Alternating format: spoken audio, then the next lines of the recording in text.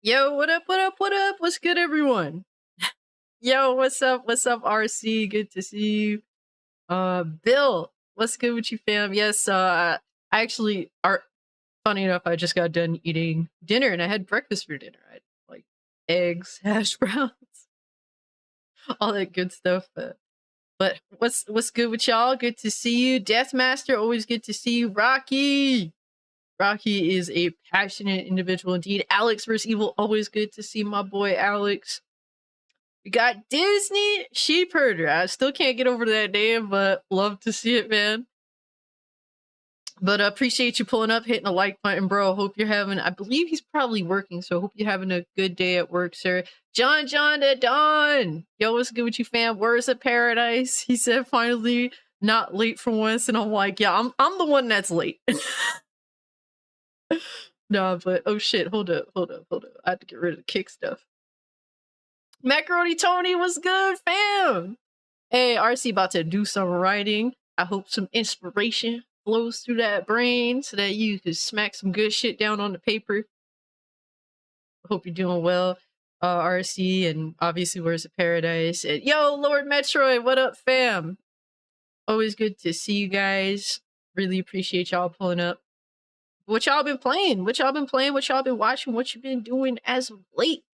Always like hearing what you got going on throughout the week.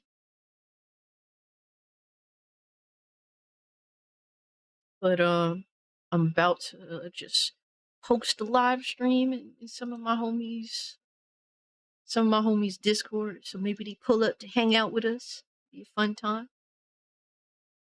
Give me 1 sec, y'all.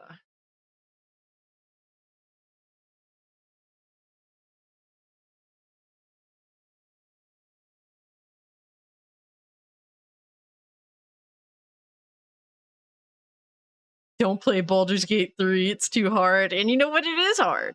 It is hard, but if you're into CRPGs or if you're trying to learn a CRPG, you will take on the challenge. I've been playing it on the medium difficulty, and it has been very difficult. As someone that's never really fucked with CRPGs before, of the overhead type, it is difficult. Especially since I'm choosing not to play on the journalist difficulty. But that's fine, because I want to learn the proper way to play the game. Like, that's what it is. The proper fucking way. Yo, Hustle, what's good with you, bro? Hope you're doing well. Good to see you. Ooh, John's practicing Street Fighter 6 again. That's what's up. What else everyone been playing? Oh, Drake Williams, what's up? Yo, Drake is playing one of my all-time favorite PS4 games, Ghost of Tsushima, and on the PS5, so a nice 60 FPS boost. That's awesome, bro. That's awesome. Beautiful, beautiful fucking game. Beautiful game. I was just saying, like, I'm gonna be, I'm hoping Ghost comes to PC at some point, right? And I was saying that I'm gonna be jealous of the PC players that have like a one of those like widescreen monitors, because just imagine being out there and being in those beautiful gorgeous areas in Tsushima that are so vibrant and colorful, and it being on like an ultra wide. Oh my god, yo, I'm gonna be so fucking jealous. Okay, so extremely jealous of anyone that has that lucky opportunity, man.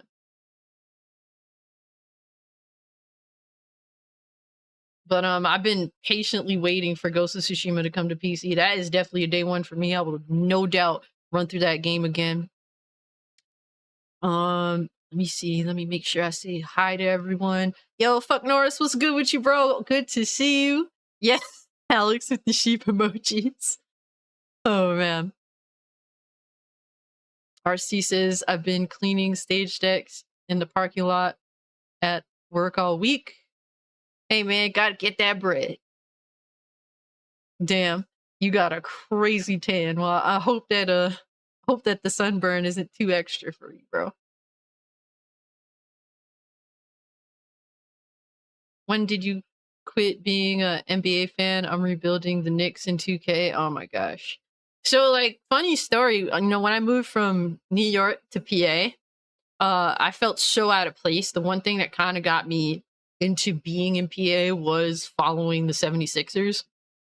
And at the time, the 76ers were like a young, up and coming, team, young underdogs, So I was really interested for like 2, 3 years in, what they had going on. And then the whole bullshit with Ben Simmons and all that. And that shit just killed what interest I did have in basketball. So I was good after that. But I used to watch them, almost every night they played.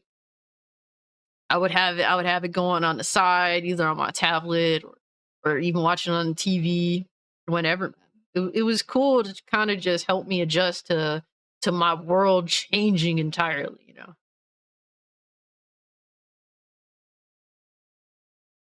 But I was into the basketball game as well, back during that time too. So I would play some 2K, but I can't be bothered to play 2K nowadays. Oh man, I just can't, man. Aliens Dark Descent is crazy hard too, but fun. I've heard some decent things. It's actually not bad. And RC says, still waiting for Ghost of Tsushima to hit PC. Oh my gosh, yo. They just need to mod it to where like dismemberment happens so normally. It would be awkward if dismemberment didn't happen. If that was the case, it'd be like, okay, this is like top tier legendary. Yo, cool endings. What's good?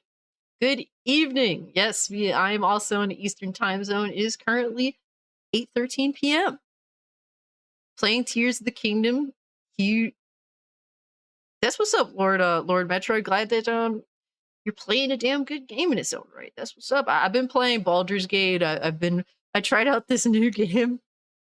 It's in beta. It's kind of like it's like vaguely inspired by SOCOM, and it was free to it was free to play, I guess, early access. And the game is it's interesting. It has a decent base. It needs like lobby system though, like a legitimate lobby system that doesn't break up. But it's called what's hilarious about it's called Trans Ops.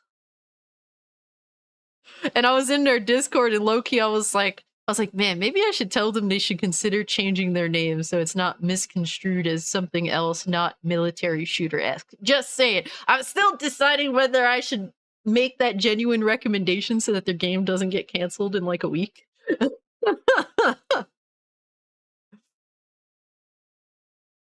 Yo, Legend! What's up, fam? What's your favorite mission in Ghosts? I really love the intro, even though you take like a massive fucking L, but also the part where you do end up having the duel with your uncle. Try not to get too spoilery, obviously, unless you know like the intricate details of it, you won't understand. But man, just there's so much beautiful like immersion that the game kind of just does a good way of getting you into it, man. Hey, neighbor in Maryland. Okay, got you. Fuck Norris, that's what's up. What do you mean you've been playing Baldur's Gate? I thought the game was too hard for people. It is hard, but I've been playing on the medium difficulty, not the journalist difficulty. But apparently to some journos, it's very, very difficult. And they refuse to want to learn how to play the game. Imagine that. Me being a noob, I want to actually, like, it is extremely challenging, but I'm willing to take up that challenge and learn how to play the game. But some people just don't want to learn how to play video games, but they just want to write about them, but not understand how to play them. So that's modern day games journalism for you. So it is what it is on that front. But we will just laugh at them. That's really all it boils down to, right? Just laugh, mock and shame. That's what we be doing here, because no fucks given, man. No fucks given, especially when it comes to individuals that clearly aren't into gaming as much as they want to pretend. They're just not. Or at least people that want to force activism in gaming, shit like that. Like it's over with for that shit, guys. And one thing I really want to stress to people, and I tried to stress to it in one of my previous videos talking about Anita Sarkeesian feminist frequency taking a fucking dirt nap. Holly fucking Luya. Is that shit is over. It's on the decline. And It's time for gamers to take back gaming, guys. For real, for real. That's one thing I really do want to stress to everyone, that it is an uphill battle, but we've seen like the worst, and now we can make it better. So it's time to force that bullshit out of gaming. That is, in the past, and given it's still going to be here, but we say no to it. And clearly, the more they obsess with forcing the ideology in gaming and nonsense in gaming, the less likely their company or whatever have you has to succeed in the long term. And I think that feminist frequency going under proves that. Sooner or later, people are going to get sick of hearing the bullshit that you spout out of your mouth. So, did you ever get into Teenage Mutant Ninja Turtles? I love the 2020. Oh, the 2002, 2003. Yeah, that's how I got into TMNT. I loved the cartoon that was in the early 2000s. I love the art style. I love like the characters look dark and cool. I've never actually read the comics. I wouldn't mind giving them a go, especially since the only good modern day comics are indie. So exactly, Legend. What the fuck is feminist frequency? It's a dead meme. That's essentially what it is at this point. But I remember having I think I still have one of the Teenage Mutant Ninja Turtles. What is it? Battle Nexus on the PS2. I think I had the other one on the GameCube. Those were really fun.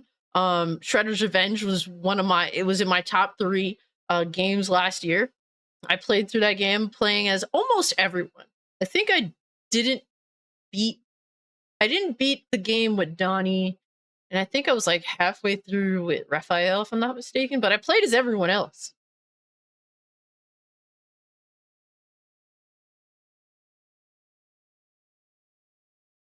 Oh my god, I need to get the 2000s TMNT on DVD. I have to. It's been one of those things where I've been saying that for a while. It just hasn't happened yet, but I will definitely be getting a physical copy of that show at some point. It is incredible.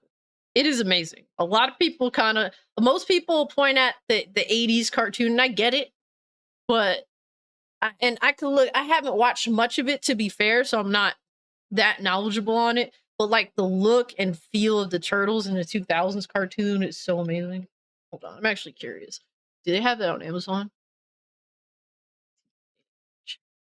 The way that they did the turtles now just looks so fucking stupid.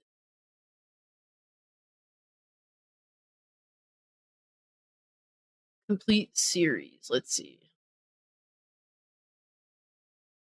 They actually have it on DVD for just under 70. It's not bad.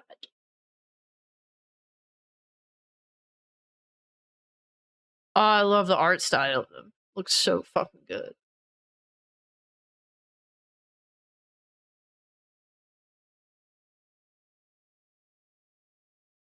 Yeah, at some point I'm definitely gonna have to cop. The movie TMNT from 2007 wasn't bad either. Never did watch it. Never did. I wouldn't mind giving it a go though. I like every year I watch the 1990 movie. I have it on Blu-ray. It's always a good watch. It just it's a little dated, but even so, like it still holds up to me.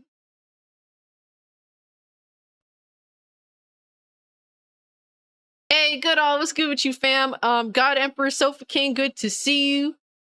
New SpongeBob looks weird. Damn, really? I haven't seen him. Bring back 90s Turtles. Oh, that first movie's so fucking awesome.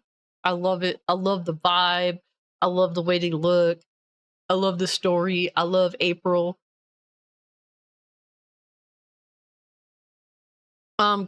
Cool Ending says I grew up with the 87, excuse me, TMNT and the first comic book. Damn. See, I wasn't around back then.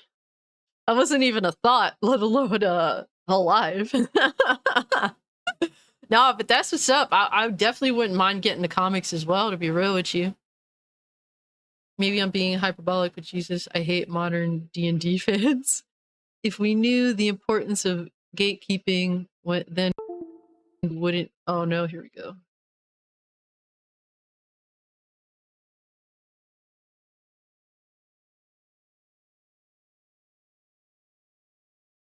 Let me see. Let me read what Words of Paradise got cooking. Then Baldur's Gate 3 wouldn't be released like it is. It's literally D&D 6 Simulator, the game with combat. I mean, I've put about 15 or so hours into it. Haven't had sex. I guess my characters are all asexual.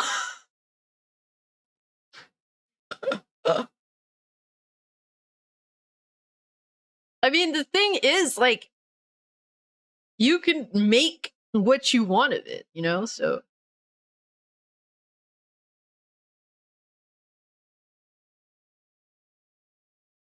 Ooh, John says, watched the 1990 TMNT movie the other night, and it shows its age in fight choreography, but still a great movie. Yeah, it definitely, in some instances, it does show its age a little bit, but it's still such a damn good watch. Like I still can take it seriously. So I like Cowabunga. Yeah, I love the way Master Splinter spoke in it. Get bear sex out of gaming. Yeah, I mean, like, for me personally, I don't care. That's not something I'm going to engage in on my personal playthroughs of the game. But I mean, like, what draws me to the game, like Baldur's Gate 3, is how, like, personal you can make your adventure. Like, that's really cool. Like, there's so many ways to go about doing things that it really can be, like, cumbersome. It can be overwhelming. It really can. But it is a testament to how much detail is put into the game. Now, how much sex you can have in it, personally, I don't know. That's just, I personally don't know. Haven't had a situation in which it went down.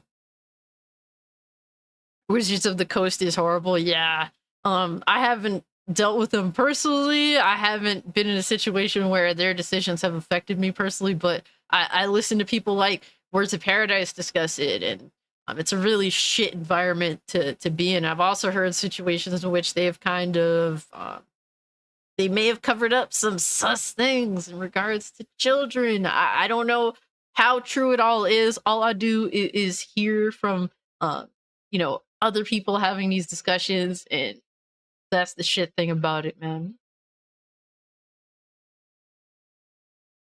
Cassie, do the sexy time in Baldur's Gate 3. Let's go. Hey, yo. Yo, wildin'. It's like the old PS1 horror game, rough around the edges, but actually works. Hell yeah. Hell yeah. Hell yeah.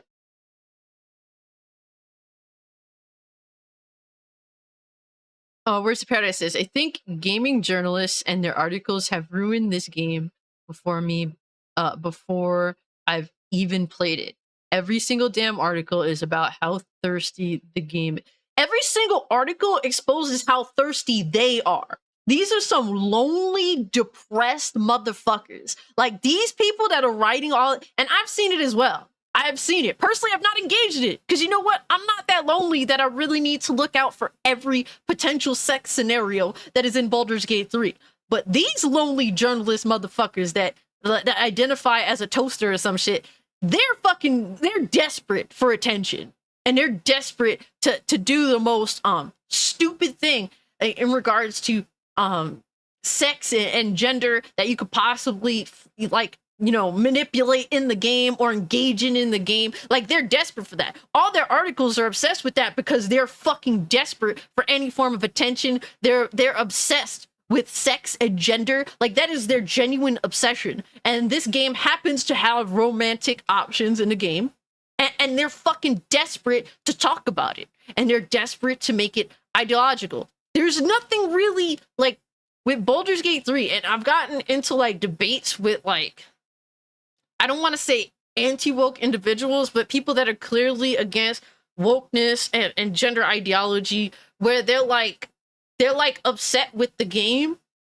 And it's like if you're just genuinely there to give it a try, there's nothing that makes me roll my eyes that have been presented with thus far in terms of the content. Now, people writing about it, they're pieces of shit. Like, journalists, gaming journalists, they're a bunch of pieces of shit. So yes, their ideological nonsense that they write in articles is gonna make you roll your eyes. But in regards to judging Baldur's Gate 3 by its own content presented, like, I haven't rolled my eyes at the game. And I've been presented with a character creator that does allow you to choose what, between male, female, or non-binary. I get it. Personally, I've made one female character who is she is a rogue and she is a elf, and I've made a male character who is I don't know if he's human or not. He's a human, but he's a paladin, and that character I have to play with my brother and my friend with that playthrough. And then like the elf rogue is for me on my own time to play on my own at my own leisure. But like, to me, like, it just, they have all these options available to me. And could you make a non-binary character that looks like a dude, that sounds like a female, and has a pussy? Yes, you can. But I don't care about that. Like, that's, to me, like, I'm not thinking to make that kind of character, and they don't. And when you have the creative character system, they don't present to you that character off the bat that is a male-looking character with a vagina. Like, that's not presented. Like, clearly they know that most people aren't going to pick that. But hey, if you're with that, then you could do that too. And to me, that's not problematic. To me, what's problematic is a game that is a company, a developer, or a game that chooses to exclude the average person and tell the average person they're bad. Like, for example, Mortal Kombat 11 with NRS. NRS went out of their way to tell you that you're a bad person for wanting the female costumes that they've created in the past in modern day Mortal Kombat. So you're telling me, like, what they're telling you is that you are a bad person because you want the shit that they've always created in the past before. And now apparently for some reason that's wrong. Like, to me, that's problematic. When they're just putting this shit in the game for the ultimate roleplay experience, I don't personally have a problem with that. And while playing through the game, I haven't really come across characters that look like men and sound like women. I haven't really come across that yet. Who knows? There might be those. It wouldn't surprise me. But I think overall, they're just trying to make a game that can appeal to everyone for maximum potential purchase. And can I be mad at that? I really can't. I haven't really had a problem with it. Yo, Astro, what's good with you, bro? Said, can you apply boob scars though, Cassie? Apparently not. And to Jade King, the fucking the beast from the gamer. And I use that term figuratively and literally, I guess. Apparently has requested directly at Larian Games to put breast scars in the game as an option. I hope that Larian ignores that shit. Please ignore that shit, because body mutilation is something that I do find problematic. And if they do go down that path, then I definitely surely have an issue with it, because that to me is fucking disgraceful. Disgraceful. I am against body mutilation. Yo, Frostfang, what's good with you, fam? Yeah, the gamer are a bunch of fucking clowns, not for nothing. And it's a shame, because sometimes when they actually do straight up news reporting articles, like, they're actually relatively reasonably well done. The problem is they get super obsessed with this bullshit ideology nonsense. They don't want to write straight news. They don't want to talk about video games. They want to talk about their particular political bullshit and use games as a way to project their ideological garbage.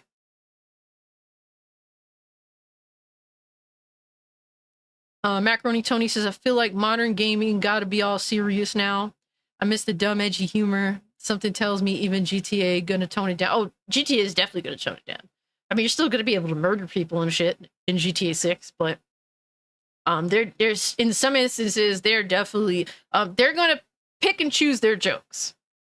They're definitely gonna pick and choose their jokes, and it's probably going to be a little more sanitized than we're used to. At the end of the day, most people are gonna buy it and just go into the online and spend tons and tons of fucking cash. And to be honest with you, perhaps making a shitty mainline story kind of helps get it helps Rockstar get what they want anyway, because people will probably be bored of story, jump into the online, dump thousands of dollars into the online, and Rockstar profits. So either way, they could put a shit story in it or not, people are still gonna buy it. They're probably gonna look at the story and be like, oh, this is boring, this is ass, this isn't as edgelordy as it used to be, so I'm just gonna go play it online now and spend thousands of dollars. So it's like, I feel like it's gonna be a win for Take-Two and Rockstar either way. My issue is less the character creation aspect of the non-binary characters and stuff, and more that it's enforcing the stereotype that the only role-playing D&D player care about is banging NPCs. And, I mean, it's kind of a weird thing. Yo, Black Crow, bro, thank you so much for the 2 fam. Thank you, thank you. You said, id Software just bodied Rockstar today with Quake 2. I heard about that. That's actually pretty dope, man. Jojo, what's good with you, fam? Good to see you. Thank you so much for the 2 Black Crow, bro. Totally didn't have to, fam. It's one of those things where, I mean, like, people want to do that shit just because, and I get it. Like, I've had situations where I've wanted to make my character get into relationships.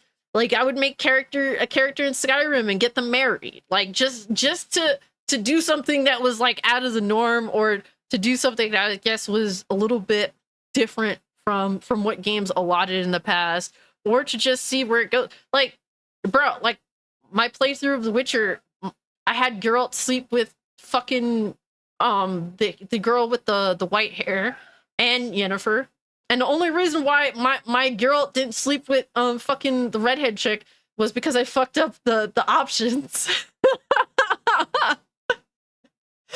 So like it's just like, you're gonna do it just because, like, it's just for shits and giggles. Like, everyone has tried some bullshit like that just because it's like, oh my god, we could do something that like feels bad or feels wrong, like, or feels like I guess like just being like smutty. Like, people just do it just to fucking do it. I mean, it happens in real life too, you know. it happens in real life too. So I mean, it's not wrong for some asshole to be like, well, I'm gonna make this character and I'm purposely gonna go sleep with every character in the game that my character can possibly romance. There's nothing wrong with that. Like, there's nothing bad about that. It's just that games journals are so are such fucking losers that that's the only thing they care about, and they show it in their article writing, and they're bitching about the mechanics of the combat that are too difficult for them. Really, the main reason probably being is because they just want to go sleep with all the characters that they possibly can, because they're simpletons at the end of the day. So the combat for them gets in the way of being the little pigs that they want to be in the game, and don't actually want to learn how the fucking game works. Oh man, I wasn't expecting to jump into Baldur's Gate so soon, guys. But I mean, hey, I'm here for it, man. I'm fucking here for it.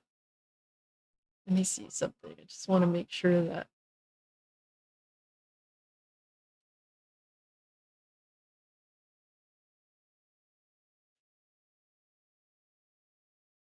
But I guess we can get into the little details, because I do have some fanboy salt. Oh my god.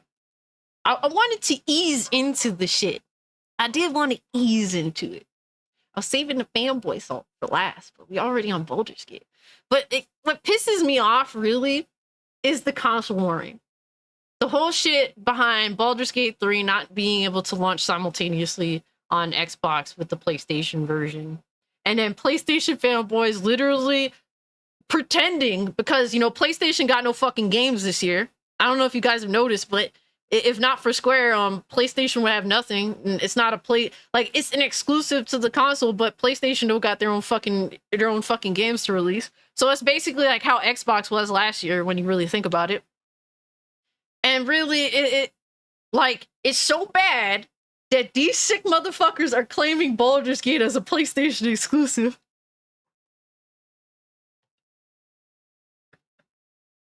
That's how pathetic that shit is, man. Oh my god, it's so pathetic. And it's like, look, man, this is a CRPG. Now, I mean, I'm new to CRPGs, but I have the basic understanding that CRPG means computer RPG. It's not a PlayStation exclusive, okay? It may be only on the PlayStation 5 console for now, but it is coming to Xbox whenever they do manage to figure out how they could do the couch co-op scenario.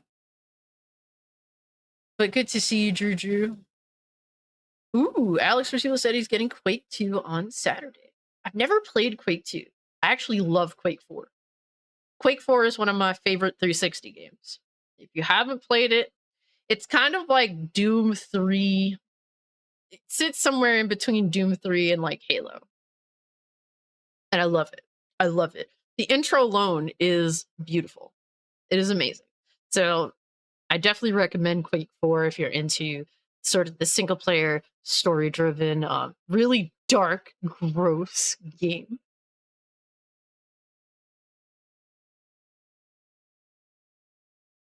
They definitely do got a Coomer brain. And then they'll have the nerve to call other people fucking incels. That's the irony of that shit with these losers that write for journalist websites. Amazing, right? Wait, with raven black hair, that is Yennefer. If you slept with Siri. Oh no. So I'm not talking about Siri, no. There's this chick with really light hair. I don't remember if it was white hair or if it was blonde. But there was like a third girl that Geralt knew from his past and that you could sleep with her. I don't remember what her name is. It's been years, guys. It's been like since 2016. So everyone has tried that, but this is an issue that compounded with D&D over the years. If Baldur's Gate is your first D&D experience, it doesn't stand out. But Wizards of the Coast catering to this fan base for years is excessive. I can understand that. I can understand that if this reinforces a really bad habit in the community, I can understand that. I personally wouldn't know because, like you're saying, I've never been involved in D&D to any extent. But like just judging this game based on its own, based on what it presents, just that in a vacuum, it's a great roleplay experience. It really is. So now when you add in all the outside shit, like I get it. It like journalists are ruining making the game sound gross. Obviously, you know, Wizards of the Coast is a scumbag dick face company. So that all this outside shit is making this game look terrible in some ways, when I'm saying, like, as someone that has no knowledge of D&D, of really other than what people talk about with the problems of Wizards of the Coast, like me just judging this game based on I do love the Western RPG, at least like old school. Like I came from playing Elder Scrolls Oblivion. That's one of my all-time favorite games. That's been one of my favorite games for years. I played that game for 3 years consistently straight. And to me, that was like this insane role-playing experience that I could really just lose myself and get into the story and really play out this world as this character, or even if I wasn't imagining myself as this character, imagining it as a film in which I'm making choices for this character that I'm going into. Like, there's different ways that I see it. And I think that Baldur's Gate 3, just as a fan of Western role-playing games, like the ability to role-play is very, very well done based on its own merits. Yes, Lord Metroid, Kira, I believe it's called. You're right. I do remember that name. I made Geralt sleep with her just because the bitch was easy. That was it. It was easy. Well, like, you do stuff like that just because, like, It is what it is, man. No regrets, okay? No regrets. Let me get a water real quick.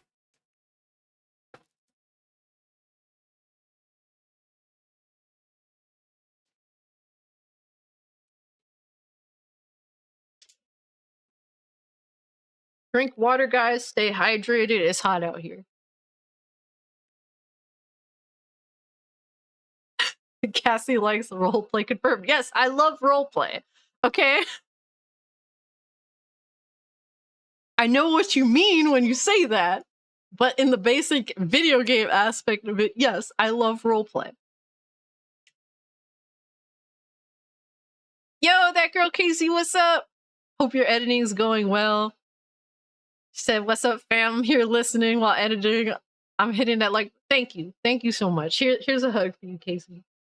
I'm glad that you back at it again. I've been checking out your vids when I do see them. You roleplay on Friday night, so Juju, good for you, sir. I hope that it's as fulfilling as you want it to be.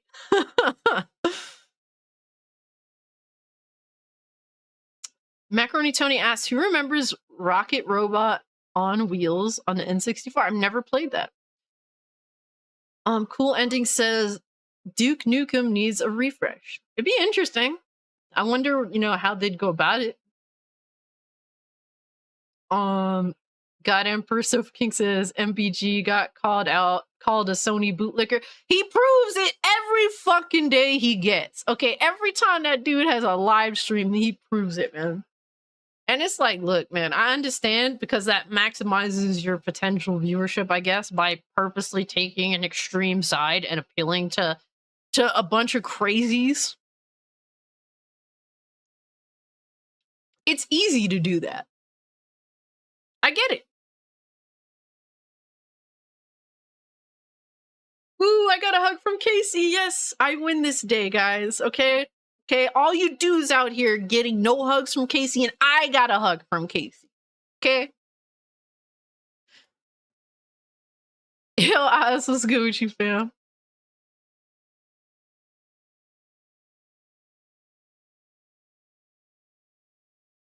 Actually, didn't sleep with Kira. Not interested in women with white hair down south. Hey, yo! Yo, Lord Metroid.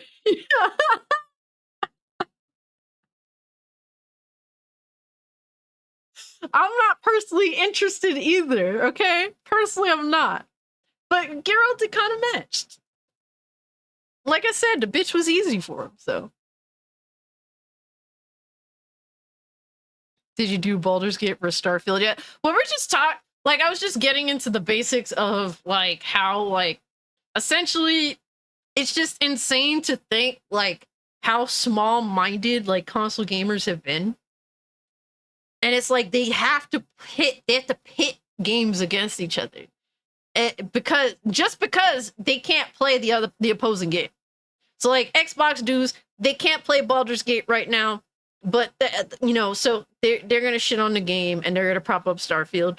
And then you have the PlayStation fanboys who can't play Starfield because it's exclusive now under the Microsoft moniker. So they're literally taking Baldur's Gate 3 to fucking to put up against Starfield. Oh, well, we're going to pretend that we're not upset that we can't play a Starfield because we refuse to engage in Microsoft's ecosystem for whatever reason have you. Mostly because they just hate opposing gamers that choose to engage in Microsoft's ecosystem.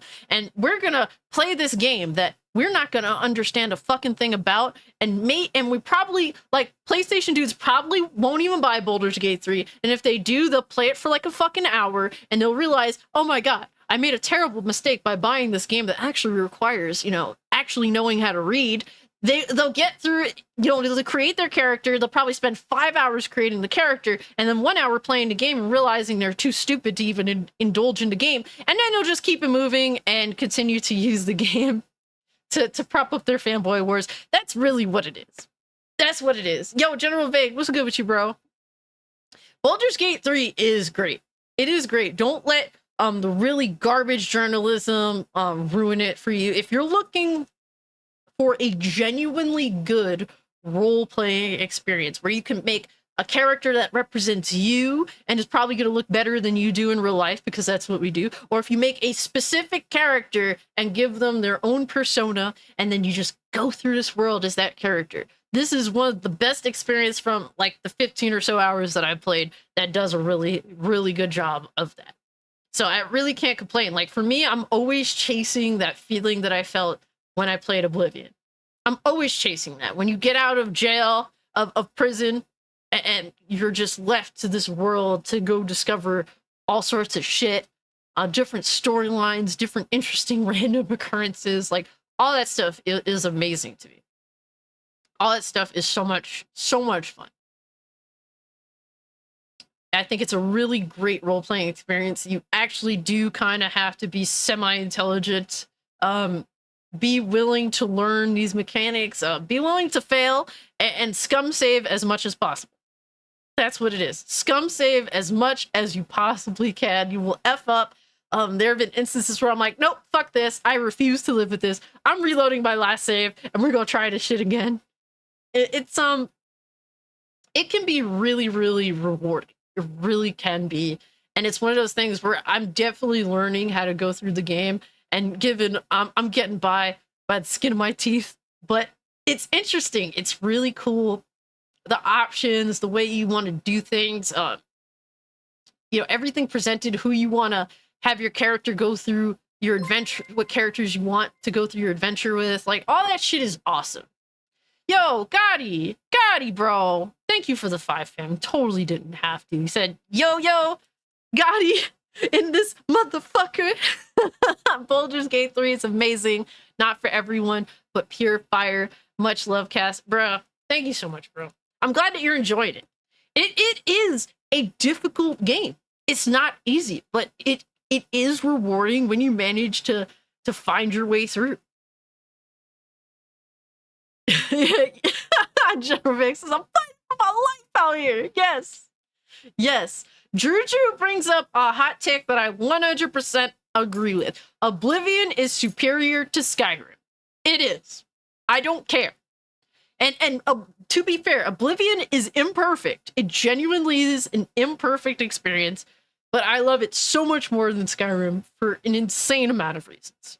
I think the first and most important reason is Owen from the arena. That dude alone makes Oblivion so much more awesome than anything I've played in Skyrim, to be honest.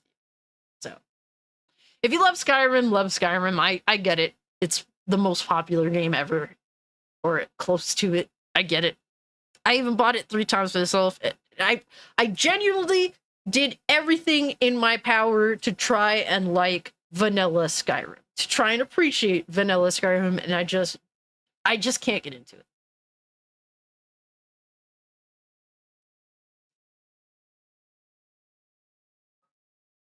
Yo, Sanguine Tales, what's up? What were you wrong about, Sanguine Tales? I think God Howard has stated he wants to port Starfield to PlayStation eventually. I don't blame him. I don't blame him because it's more money for them. So it makes perfect sense, right? Yo, Cannoli Sasquatch says, what's up, pal? Wanted to stop by, hit that like button. Setting up my new TV, got all the newest gaming features. Yo, Cannoli, that's what's up, bro. Hey, yo, set it up. Please don't drop it, whatever you do. Definitely set up your TV, and more than anything else, enjoy it. Enjoy the features. Fucking do your thing, bro. Enjoy it. Yeah, I feel that about trying to relive Oblivion. Yeah, because that was like the first time I ever had that genuine experience of just complete, total freedom. And like I said, it's an imperfect game, but it gave me that feeling that I go through like a lot of RPGs trying to get, you know? The closest, I will say, the closest for me to that feeling, but I was very much overwhelmed, was honestly Zelda Breath of the Wild. That was the closest I've ever gotten. Not quite, but it was very, very close. I have to give Breath of the Wild props for that. You can make a good character with a good hairline. You could play pretend is what you're saying? Alex? Much love to you, Alex. As someone that plays, Lord Metro said, as someone that plays D&D, I will play Baldur's Gate 3 sometime next year. There's a lot of stuff coming out this year, so I totally understand the sentiment. That's why Xbox dudes aren't even sweating Baldur's Gate 3 for the most part. Because like there's so many like big RPGs that are coming out around this time, or even smaller RPGs, like Sea of Stars is one that I'm keeping an eye on. I don't know if I'm getting it day one because I just have too much stuff to play, but I will be picking it up to support them. And like I said, Starfield's right around the corner. So like most Xbox dudes aren't even sweating the fact that Baldur's Gate 3 is delayed for them.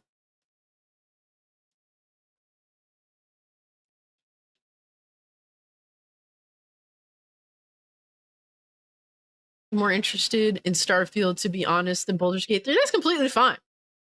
I think as long as Starfield actually comes out in a reasonably working order, and when I mean reasonable, I have to use that lightly because it's Bethesda and we understand what's up with Bethesda, like, So I don't.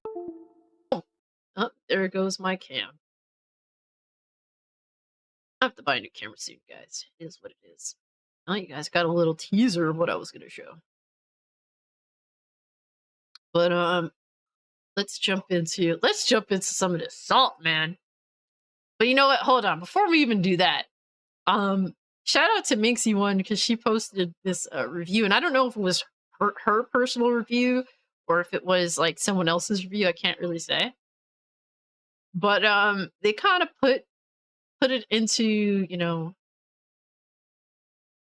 really spoke about Baldur's Gate 3 in a way that I think is an important sentiment in gaming, that,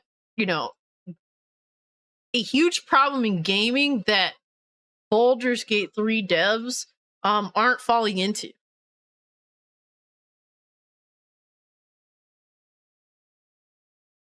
Pull that up for you guys.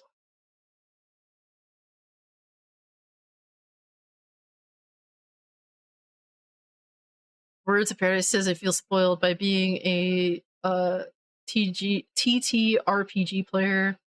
Video game freedom has always felt limiting by comparison. Yeah, it is, because like it's a different, it's a whole thing entirely.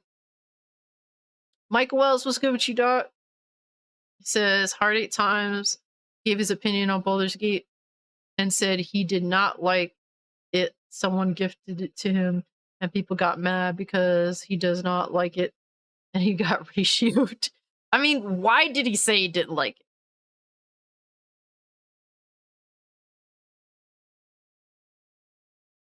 Bucknor says Jagged Alliance 3 just came out and looks great.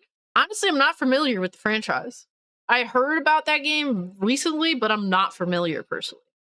Osnot says, give me TVs are sweet. 120. What does that even mean, sir?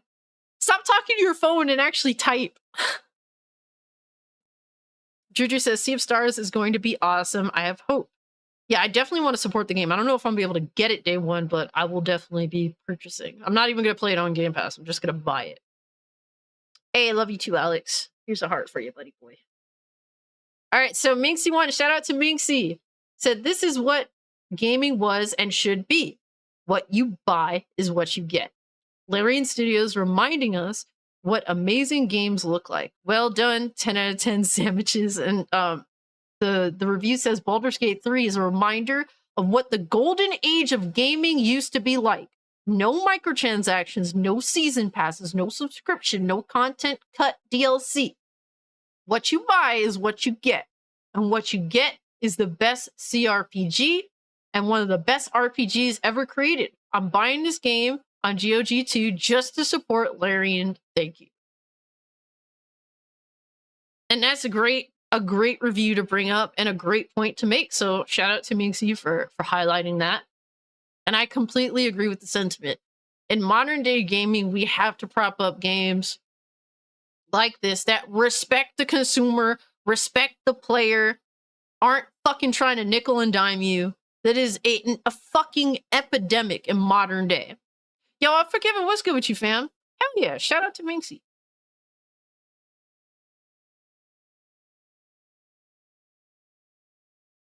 Segment says if Starfield is buggy, we call Bethesda Methesda. You might as well start. If you think that's Starfield, look, guys. If you think Starfield, it's going to come out in good working order day one. I have a fucking bridge to sell you. I have an absolute bridge to sell you.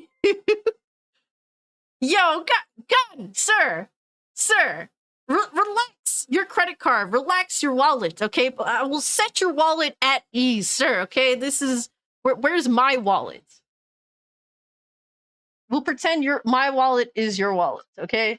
We will play pretend. Relax the wallet, sir. Relax. It's okay. I appreciate it. Thank you so much for the 5, bro.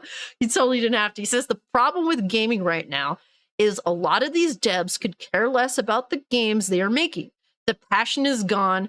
It's all about a buck. Yes, it's facts, man. More than ever before, creators just don't give a fuck. Creators are passionless. And even the ones that are passionate to whatever extent, they're killed by this. The passion is destroyed by this industry, destroyed by the greedy corporations that own their studio. That's why I don't want Larian Studios to be bought. Personally speaking, I think that they're doing a great job on their own. They don't need to be bought by Microsoft. They don't need to be bought by PlayStation. They don't need to be bought by Nintendo. They don't need to be bought by anyone. I hope that we will support the game so that they can retain their independence and continue to make great games such as that. Yo, Jay, what's good with you, fam? Taylor, good to see you in the chat. Yo, Big Cloud. Man, that ain't your wallet, sir. Man, your wallet empty as fuck, bro. I'm gonna have to hear the bullshit from Big Cloud after the stream. Be talking shit to me. Yo, when Big Cloud opened his wallet, dust bunnies fall out.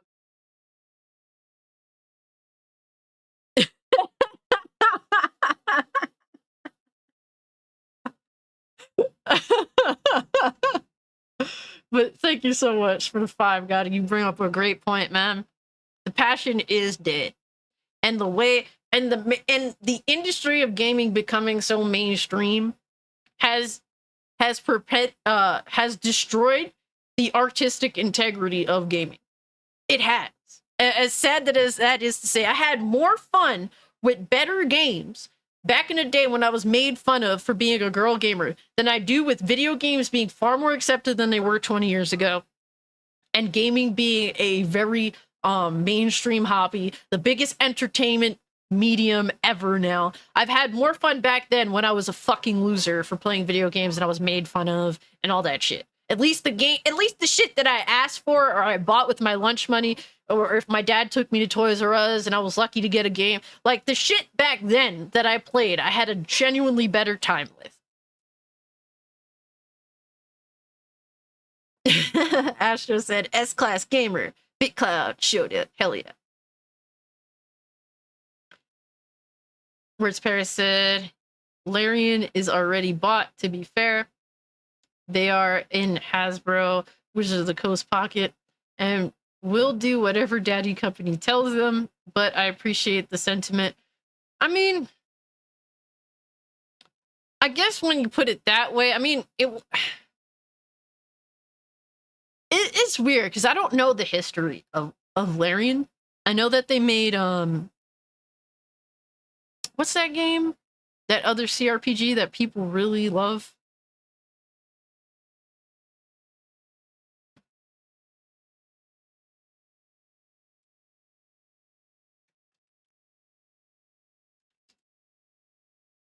People talk about how amazing it is all the time. You know how many times I've been recommended to buy that fucking game? I can't even remember name it. Divinity Original Sin 2. How many times have been recommended Divinity Original Sin 2 to buy it?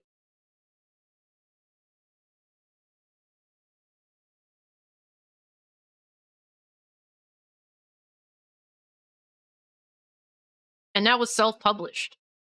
So I mean, they're not necessarily like they have made a highly successful CRPG in Divinity Original Sin, and that was self-published. So I mean, it's not like they can't do it themselves.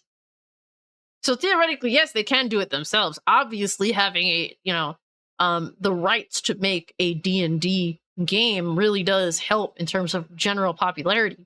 But it isn't like they haven't already made a highly successful CRPG game prior to teaming up with Wizards of the Coast.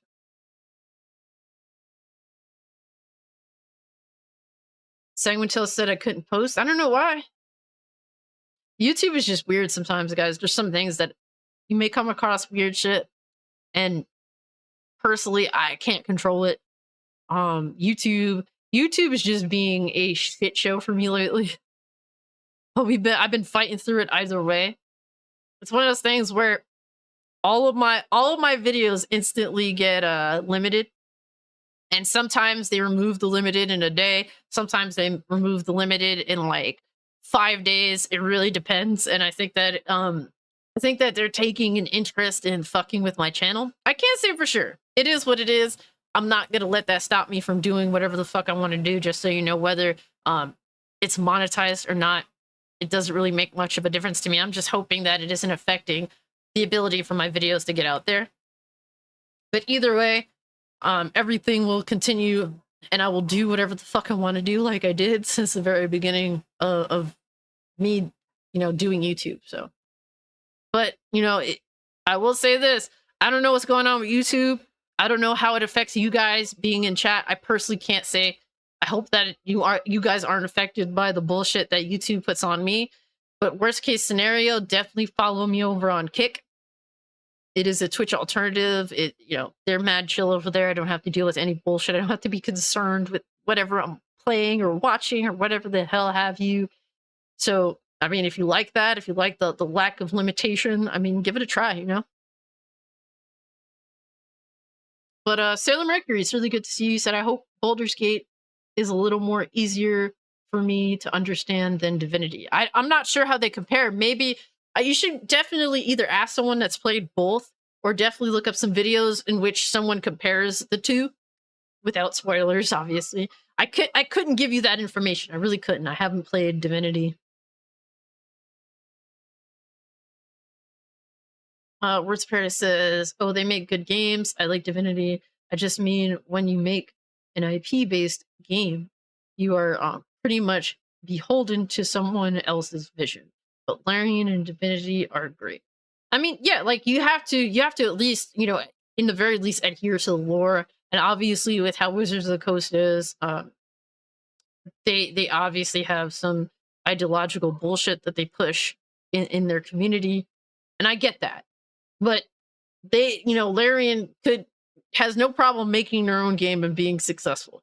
So that's always a great plus,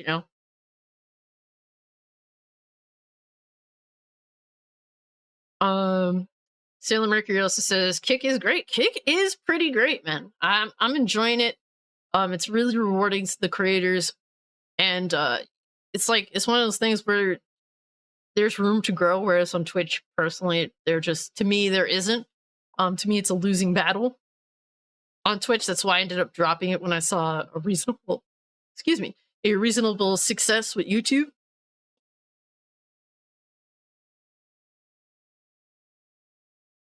But Kick for me is my plan B scenario. So if you guys, at any point, YouTube just axes me, you know where to find me. All right.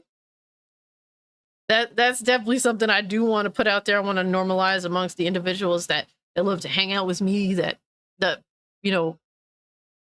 want to talk at a place where I'm not here to censor anyone. I'm not here to silence you. I'm here to, listen to your thoughts and get feedback and give you guys my genuine thoughts as well. Twitch is dead unless you have a hot tub.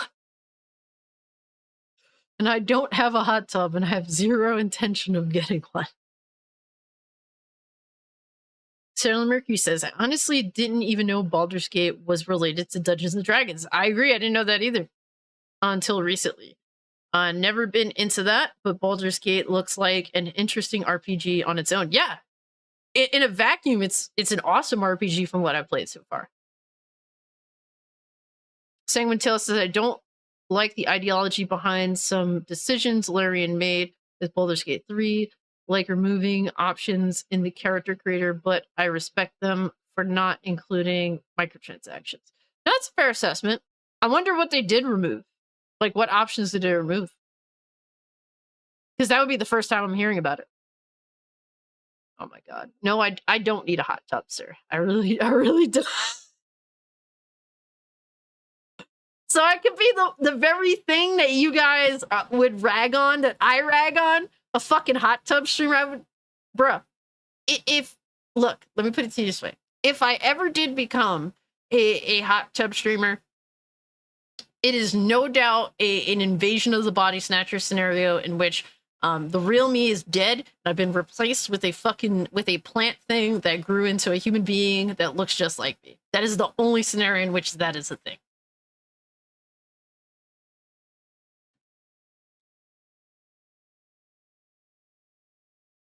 Oh yeah, kick definitely does, and that's not a bad thing because that's what attracts these motherfuckers. Okay, not for nothing, there are a lot, and not to diss dudes. I'm not here to diss the dudes. There are a lot of lonely ass fucking men out here.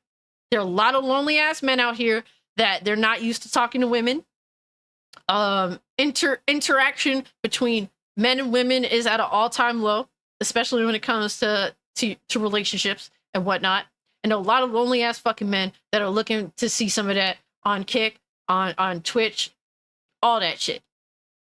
That's what it is. That's why I don't blame the women that do that shit. It's not their fault. There is a desire for that content, and they are providing that service, and that service is highly desired. It is what it is.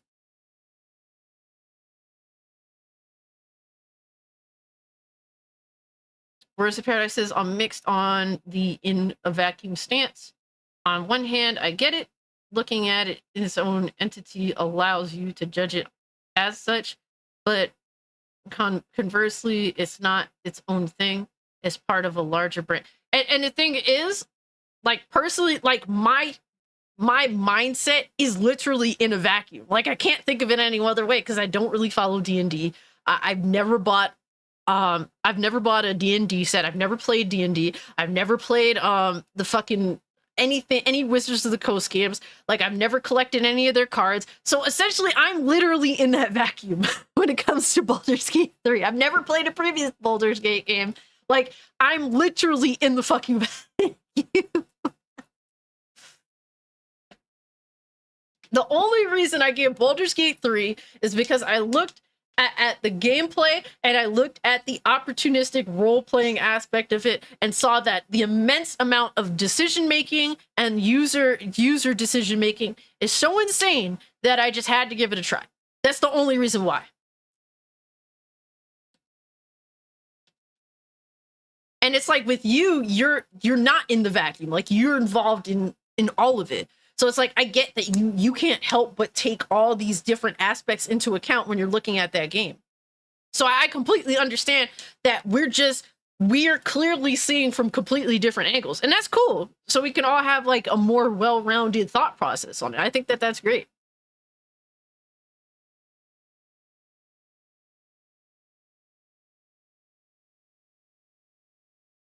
Damn, guys, we're already an hour in. Holy shit. You guys bring up such great conversation, such great feedback. We bounce off each other.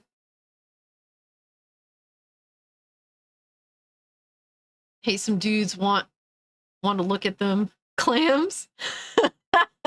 Then do it in real life, guys. Go get the clams in real life. Okay, don't be looking at them on a computer screen. Don't look at them look at it through your phone. Okay, go get a clam in real life and enjoy yourself. Okay, obviously through the form of legitimate consent. Okay, y'all need that. Oh my god, Alex said women are scary. Women are scary. That's why you got to put them in their place, Alex.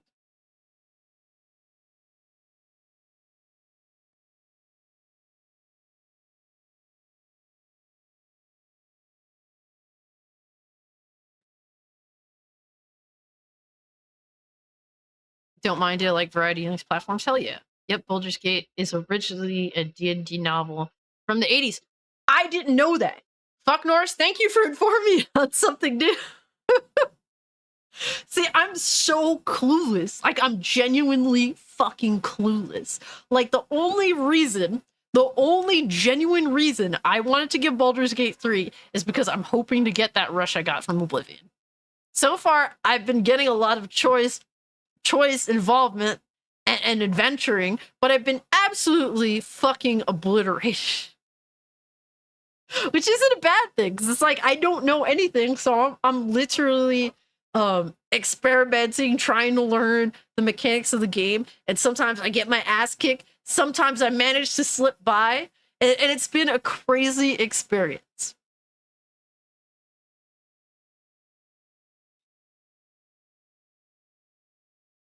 Sanguine Tail says, I heard the chest letter was removed along with some face options. Forgot who made the video on it. Didn't know that. That's unfortunate because it lends to the whole roleplay scenario and making the character that you want to make. It's crazy that they think that affects men when really that hurts like women as well. A chick that I know that doesn't really play video games like that, but she loves Saints Row. Mind you, she didn't pick up the new Saints Row, but she loved old school Saints Row. Every game that she made, she would make the most sluttiest, big titty, fat ass bitch that she could possibly make. That was like, she was gonna make the most sluttiest looking bitch that you could possibly come up with in the game. And she's a girl. That's what she would do every fucking game.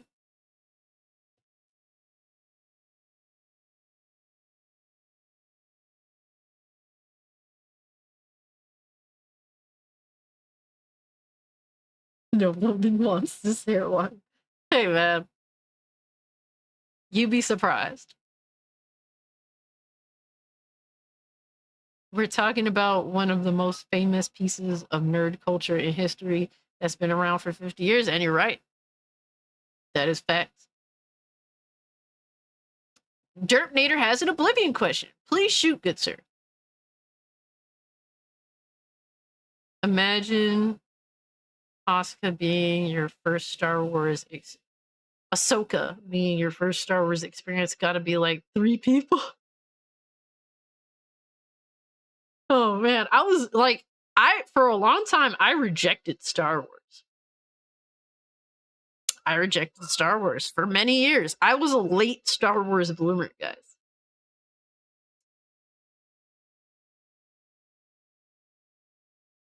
You know what it was? Like, I was a kid. Obviously, I think we were either kids or teenagers when the prequels started coming out. And it was just being constantly bombarded with Star Wars shit every time that I naturally rejected it.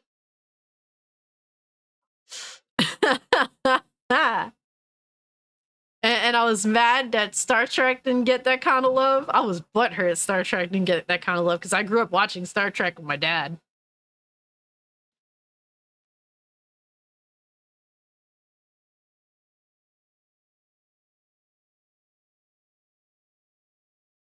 Hey, guys, guys in the chat, definitely, I understand that you're very passionate, but it's all good, man. It's all good. We're just having our thoughts and we're having a back and forth, so. What do you think of the Shivering Isles questline?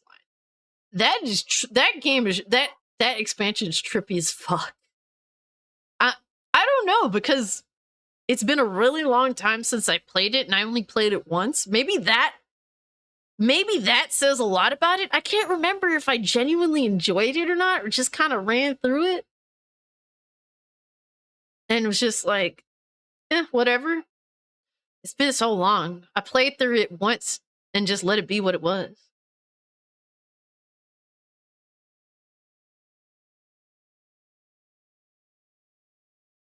That was like the thing I played the least when it comes to, well, I can't even say that because I never finished the Mages Guild storyline. I kind of felt like it was bullshit and told it to go fuck itself. So that was one I technically played the least because I never actually finished it.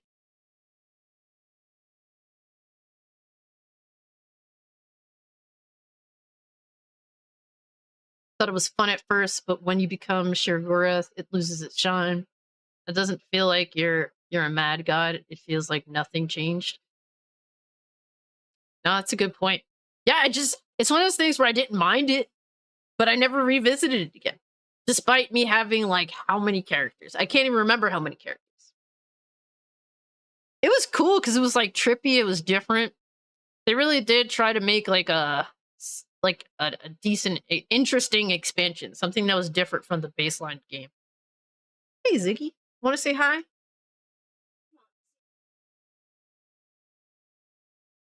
Ziggy says hi, everyone. I think he's going to take a good nap next to me. Yes, all hail the Zig Lord. Savenya. He's so soft. He's a little softy. Now he's gone.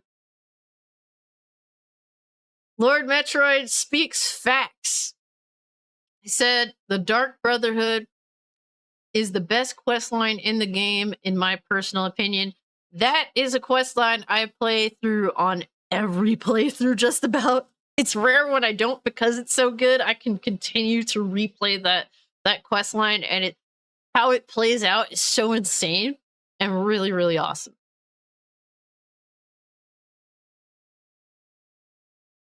Nah, guys, like, I do appreciate y'all, throwing your thoughts out there, and I think more than anything, it's like just a misunderstanding between you two, or just kind of just don't see eye to eye, which is completely fine. But definitely, definitely don't want to see you guys like fighting and shit. It's all love in here, guys, and honestly, you guys may disagree with each other, and that's completely cool.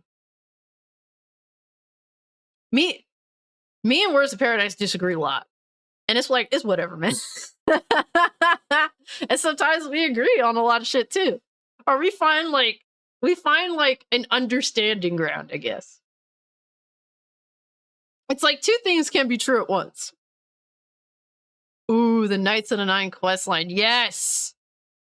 I love being the Divine Crusader. That was sick too. Yep. Hey, thank you, Lord Metroid. Appreciate that. Ziggy is my best buddy.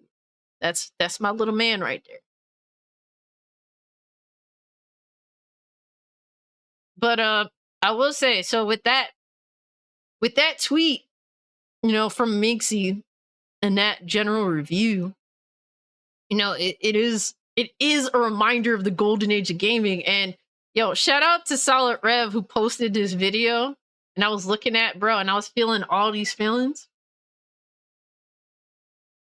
And it's essentially of like them going through like a timeline of 360 releases.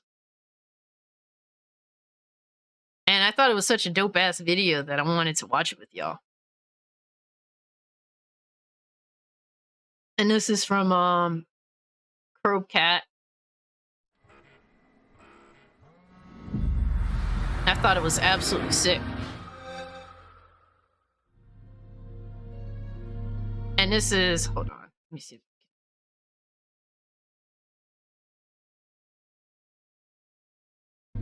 And I had Ghost Recon Advanced Warfighter. That's one of my favorite 360 games. And there we go, fucking Oblivion, man. What a way to start off the generation, man. Fucking amazing. Hitman Blood Money had that too. Fucking awesome, dude. Absolutely awesome fucking game. Never had Prey. Never had Prey, but I picked it up on Xbox One backwards compat. When I do have a chance, I want to try it out. Dead Rising, played it. Didn't own it, but played it at a friend's house. Really fucking awesome. Fucking awesome, man. Saints Row had it. Freaking awesome. Remember picking up on a Sunday night and being upset I didn't have the whole weekend with it. My brother loves Splinter Cell.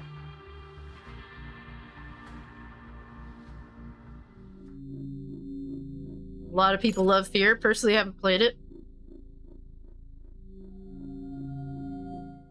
Look at these releases, though.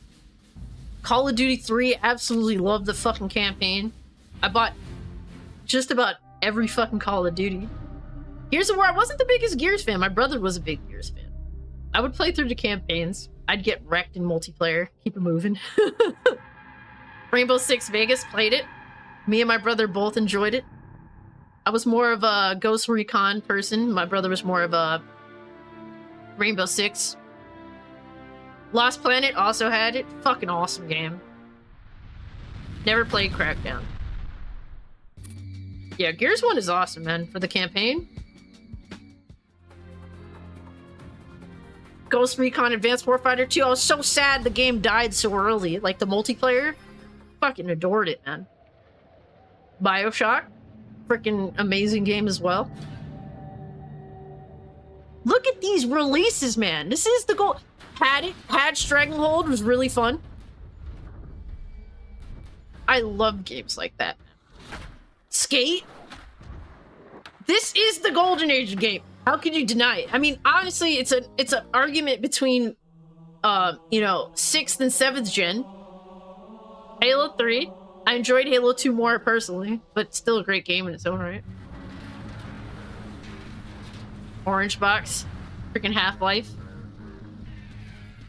Hell yeah. My crack addiction. COD 4 multiplayer. Loved the menu music. It was so like dark and sort of sinister feeling. I tried Assassin's Creed, never got into it. Also tried Mass Effect. Didn't really get into the first one. I wouldn't mind giving it another try. Vegas 2, amazing. Halo was definitely a juggernaut, man. GTA 4, bro. I had like the special edition that came with like the lockbox. Battlefield Bad Company, man. This is amazing. Insane release after insane fucking release. Dead Space. My brother loved it. I played through it as far as I could get, then got scared off like a little bitch. Saints Row 2, man. Fucking crack, dog. Absolute crack. I'm gonna probably get copyright claimed. Fuck it. Never tried Far Cry 2. Heard it was really great. Fable 2, tried it. And so our story begins. I was like confused with that game at the time. I don't remember why. Fallout 3, amazing game. Loved it. Never been an Assassin's Creed series fan myself. Yeah. Gears 2. I played through the campaign in that. I know some people didn't like it. I was okay with it. World at War. Fuck yeah, bro. World at War was fucking fire. The zombies, man. The dismemberment. See, I never got into Fable. I kind of wish I did. Skate 2, crack.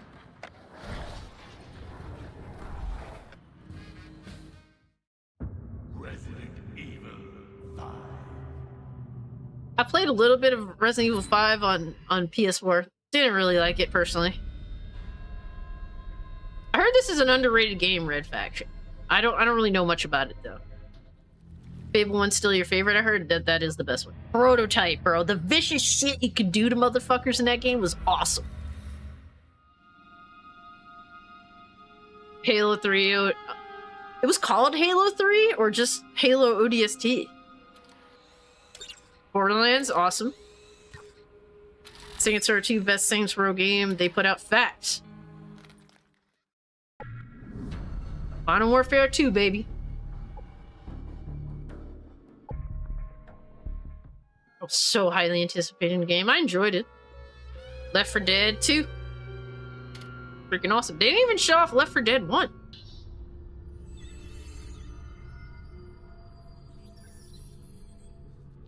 Assassin's Creed 2. Borderlands was crack. Absolute crack. Derpnator says Fallout 3 was his introduction to Bethesda.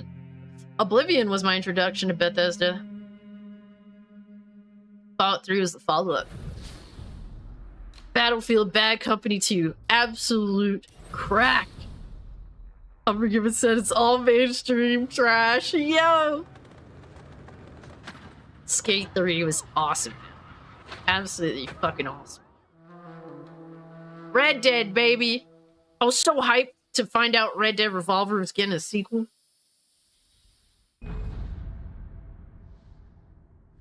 Never played Alan Wake. Heard a lot of good things, though. Mass Effect 2 was fantastic. Great companions.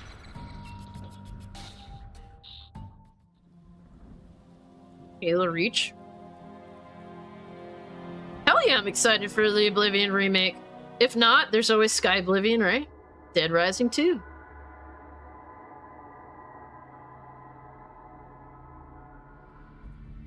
Alan Woke 2, damn. Fallout New Vegas, baby. Crack. Damn, Unforgiven really never played any of these? Some great experiences, admittedly, you did miss out on. Back then, like, these were certainly mainstream games, but they were actually genuinely fun mainstream experiences.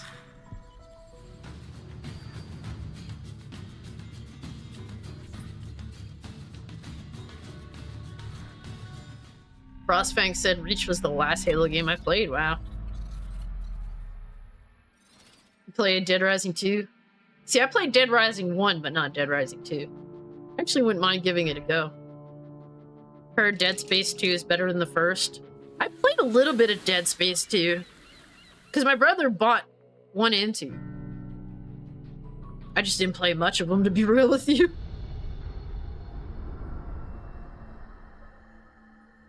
Gears of War 3. I can't remember if I played through the campaign in this. It's been a long time.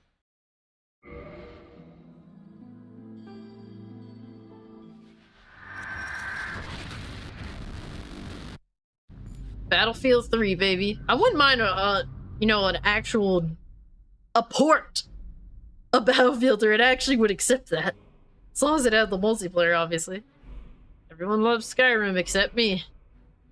I was so hyped for this game. I was there midnight launch, bought the fucking book, the strategy guide, the game. I was so hyped, bro. Ended up not liking it so much.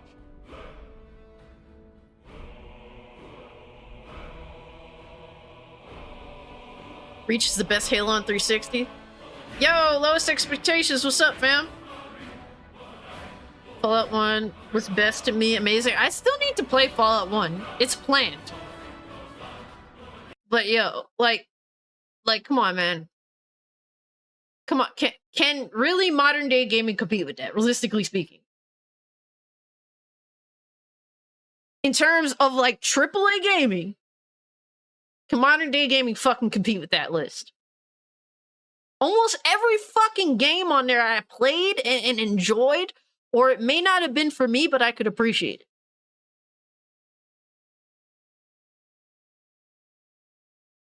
Unforgiven says it was on PS3 back then. A lot of those games were on PS3, though, to be fair. Who also pulled up? Yo, Mad Hatter, what's good with you, fam? First 3 Gears are the best. The last 2 are average at best. Yeah, Gears kind of lost its luster a bit. So much so my brother isn't even compelled to play modern Gears. And he was the Gears fan, not me. I would just play the campaigns, fuck around with the multiplayer a bit, and keep it moving.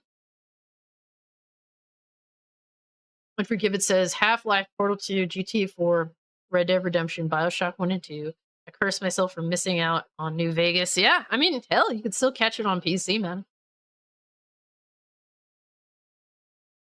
Not a bad play on PC. I think I ran into like an audio issue, but if you change like your audio channel to like one single channel or some shit, it fixed it, at least for me. And there goes my cam. I need to get a new camera, guys. I've been putting it off.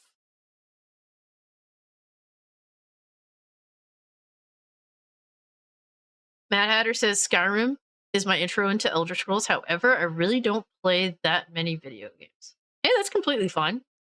Skyrim isn't a bad intro at all, really. I just prefer actual, you know, I prefer the previous release more.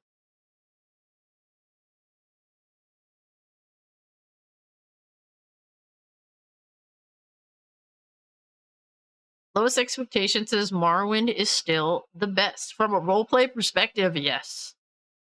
Yes, it is. There was so much intricate shit to Morrowind that pissed me off. It did, admittedly so, as an Oblivion fan. So shout out to Morrowind for being the true RPG experience, roleplay.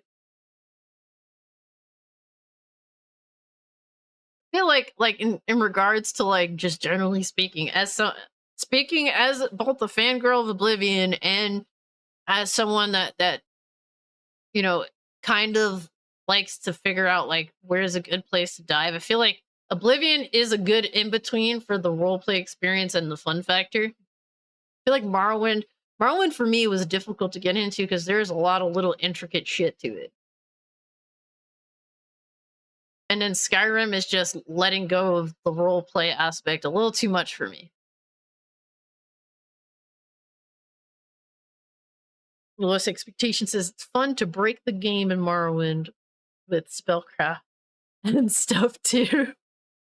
Okay, I got you. I got you. That is cool though. Oh yeah, guys, I also wanted to show you this funny ass fucking video that I came across.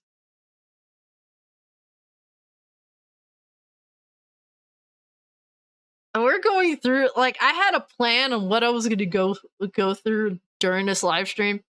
It fell apart instantaneously. But this is the wrong way to hide your controller, and this was at EVO this past weekend. Years later, it would be a massive statement here, but he's got to be Motil to get the job done, and I've seen Motil perform comebacks from scenarios worse than this. Yes. So this is by no means over. Yo, son. Yeah. Do not count this man out. I think that Motil might have been a little bit surprised at the amount of aggression he's had to face against Nobi, just suffocation, right? Yeah. Especially with the Fang, he has moves that can evade so well in the close range up to the back. He's able to be aggressive because years later, it would be a massive statement here. Why would you do that, bro?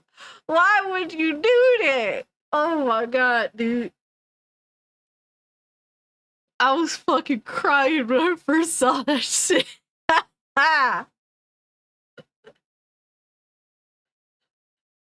he's playing all right. He's playing. Not the game. More so himself, but he playing.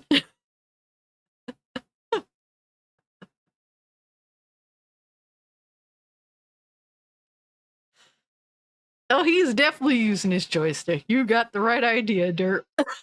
Bust out them combos. Oh, man. Where's the Paradise says Elder Scrolls 6 gonna have even less roleplay. I'm willing to bet. Oh, hell yeah. Bethesda seems to have a pattern. Yeah. I mean, it depends. I feel like with Starfield, there is so many different like things to take into account in Starfield that it does, whether intentionally or unintentionally, introduce like roleplay elements to it. I don't know how they would be able to theoretically do that with a medieval styled game. Probably won't. It'll probably be way more action oriented than Skyrim.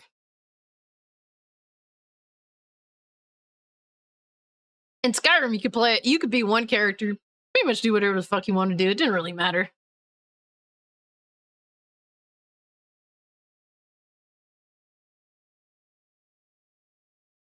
But Starfield gonna be worth it? That's the question. I don't know. I really don't know. It's one of those things where who's to say it's even gonna run reasonably well day one? I don't know. Is it gonna how glitchy is it gonna be? Because it's gonna be glitchy. I mean, all we have to do is look at history of Bethesda open world RPGs and then come to the reality that this is their biggest open world universe now. And accept the reality we're gonna have to settle for some things that is gonna suck. Like from the perspective of bugs and glitches.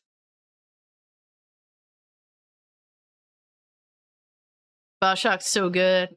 That game is in a class of its own. Yeah.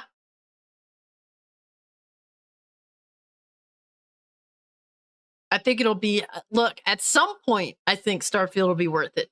Whether I don't think it'll be day one, if I'm being honest with you guys. But like, you know, like a couple of years from now, I think Starfield is going to be insane.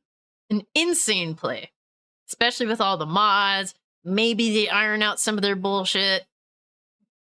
You know, like I think that at some point will definitely be worth it. It's just when I don't know. I think that's a fair assessment. But guys, I don't know if you know, but I love Stardew Valley. And there's apparently a game that's coming out that's sort of like Stardew Valley that I'm kind of eyeing. I'm interested in. The game is called it is essentially Stardew Valley in Japan. And let me see, what is the name of this game? Japanese Rural Life. Yes, I love the name already. Is an upcoming indie farming simulation game that offers a charming experience inspired by life in the Japanese countryside, perfect for fans of the genre. The game allows players to tend to a farm, raise animals, fish, and interact with villagers, all while enjoying customizable cottage and adorable pixel art graphics. I love pixel art. I love pixel art. I love it. This picture alone had me like, ooh, I need to keep tabs. Like, straight up.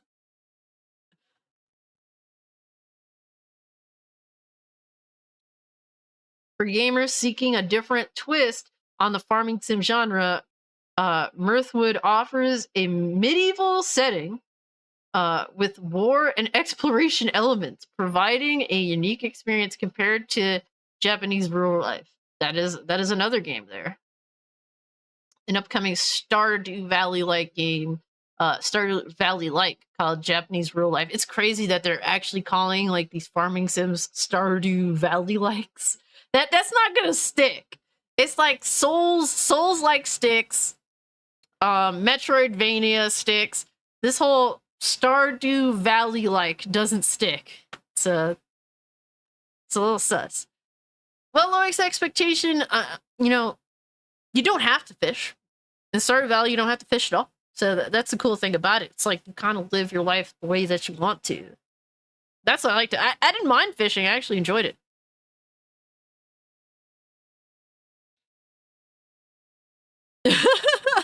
Whereas Brad says, don't trust any reviews. Jade King will probably give the game a 2 because she can't aim properly and say the game is too hard and not enough trans characters. Yep. Yes, exactly, Sailor Mercury. The Japanese setting interests me naturally, and the pixel art, man. That's a beautiful picture. That's a nice picture indeed. That has me instantly. Ugh. Beautiful. Lord Metroid says, pixel art is the best. I will always choose it over fancy graphics, and it stands the test of time, baby. Stands the test of time. Couldn't get into Bioshock, don't like when death means practically nothing. No, that's understandable. Not everything is for everyone, and that's completely fine. Fish and farming. Nah, I understand. Like, these life sims, you know, they're for a very... It's for a particular person. It's not for everyone. Like, I actually enjoy playing The Sims. I know a lot of people that didn't. But, I absolutely adore playing The Sims, and it's, like, in the grand scheme of things, is it fucking stupid? Yes. But I enjoyed it for what it was. At least Sims 3 and 2 and 1. 4, I kind of just felt like I was going through the motions. And there's no way to get a complete edition of 4 without spending out of your fucking asshole. So, by that, I just played the base Sims 4 and discovered, yeah, this ain't so good, and kept it moving.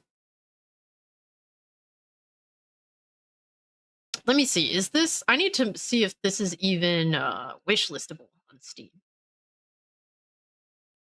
Let me look it up. Japanese...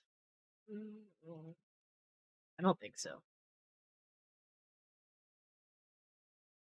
Not yet, guys. So it's not wishlistable. I'll try to keep tabs. I'm really bad at keeping tabs, but hey, this is something personally I'm interested in.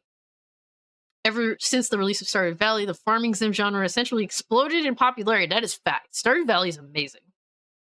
While the genre itself is not new, as games like Harvest Moon already existed in the 90s, it's never become as popular as in the last decade. I feel like it's overdone. It's overdone to shit. Like, even, like, actual, like, Japanese RPG games now include, like, a whole farming sim thing. And it's like, this is weird. I'm slightly tempted, but I'm also, like, aware enough of how gaming is to realize that this is being overdone now, overplayed. Like, there was, like, I don't know if you guys remember that Nintendo Direct, like a couple of directs ago, where it was like every game was a fucking farm sim. It was a farm sim direct. They were wilding with that shit. And it's like you start to realize, okay, this is definitely being overdone. And it might start to wear out its welcome. And I hope not, because I enjoy it for what it is. Like, I enjoy games that I can just relax and play, and stuff like Stardew Valley, and what I'm hoping this will also kind of be the same. It definitely did become a meme. Deservingly so. Deservingly so. Is Harvestella good?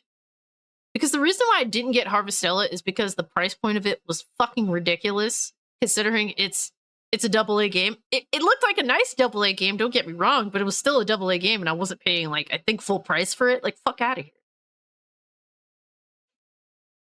Even Disney cashed in on it with the Dreamlight Valley game. Yeah.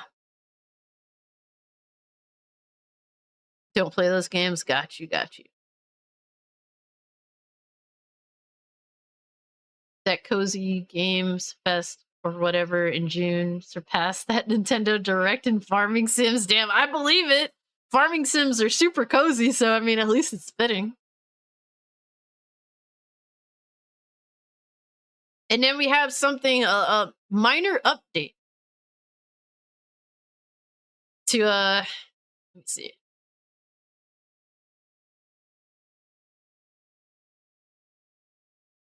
There we go.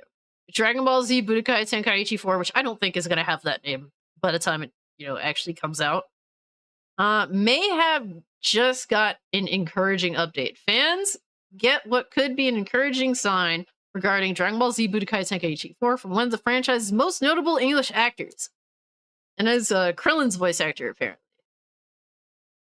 And it's Sonny Strait, the English dub voice actor for Krillin, hints at his involvement in an upcoming video game through a TikTok video, suggesting a possible return of his roles in Dragon Ball Z Budokai Tenkaichi 4. So, I'm excited for this game. If it ends up being shit, I will still own it. Okay, I've owned everything up to, what is it, Ultimate Tenkaichi was a pile of shit, that game. Ultimate Tenkaichi was fucking garbage. Even down to, like, when you turned Super Saiyan, it looked like he had green hair. I guess everyone kind of looked like Broly when they went Super Saiyan, which was really weird. The biggest problem with Ultimate Tenkaichi being it was literally rock, paper, scissors. Hey, Lowest Expectations playing a farming sim right now. Fuck yeah, bro. The ultimate thing to play while listening to me fucking talking nonsense. You're doing something better with your time than listening to me. I'm just saying.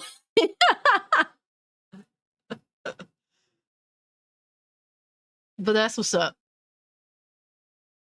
They need you for Kid Trunks cast. This is true.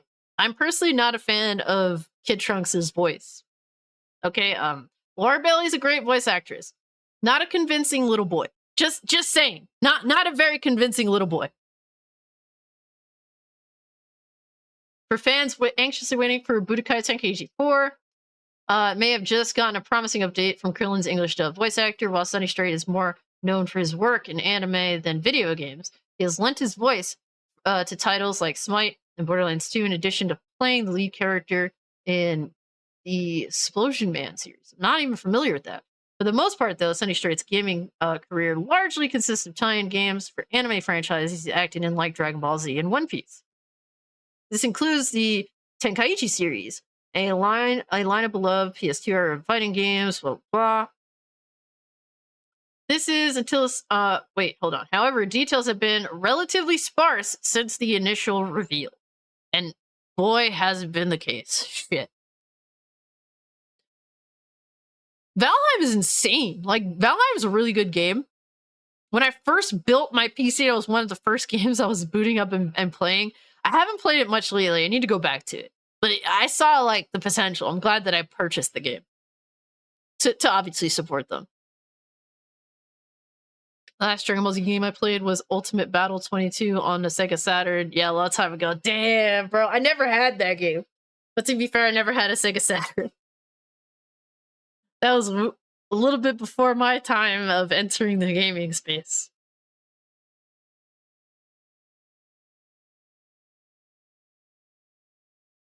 Damn.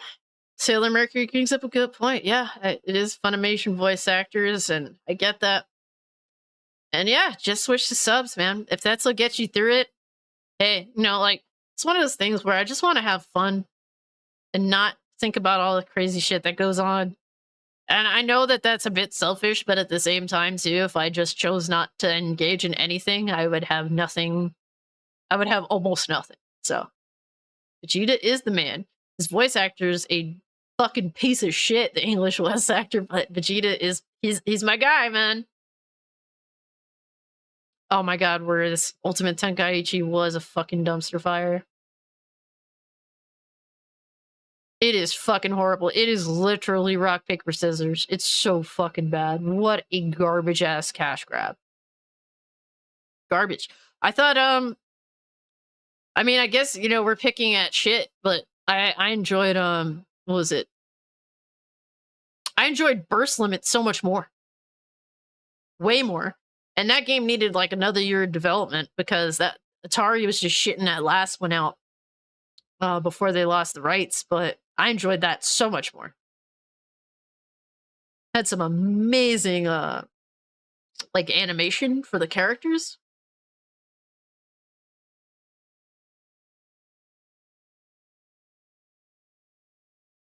You want Budokai Tenkaichi 4 to include all the roster of 3 and add Super, but sadly they'll likely make a reboot and use that as an excuse to limit the roster. Yeah, I wouldn't be surprised.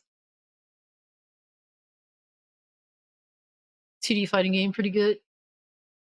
That's what's up. I wouldn't mind giving it a go. I might have to emulate it. Hope they don't have every form for a different character. That was roster padding. I don't know. At this point, I don't know what to expect anymore. It's modern day gaming. They might paywall a bunch of shit. So I'm not gonna make any assumptions, you know? We'll just go with the flow and see what happens. I had the Dragon Ball Z Ultimate Battle 22 game for Sega Saturn as well at the time. It was the highest I paid for a game, which was $100. Damn. I had Dragon Ball Z Legends on PS1 too, and that was lit. I never had a Dragon Ball game on PS1, which is crazy. I had just about every fucking Dragon Ball game you can get on PS2. I had obviously I had Budokai series, I had Budokai Tenkaichi series, I had Sega's, was it Sagas, whatever the fuck, that was dog shit too, by the way. I had the tournament battle one, I forgot the fuck that one was called. I had Budokai 3, the other version of Budokai 3 that they released, which was really hard to get in America too, mind you. I forget what that one was called.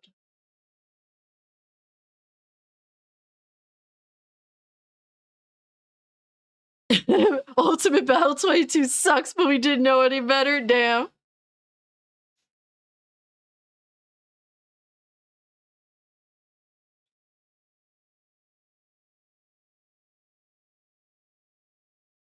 Forget what the fucking. Let me see. I'm about to look up some Dragon Ball PS2 games.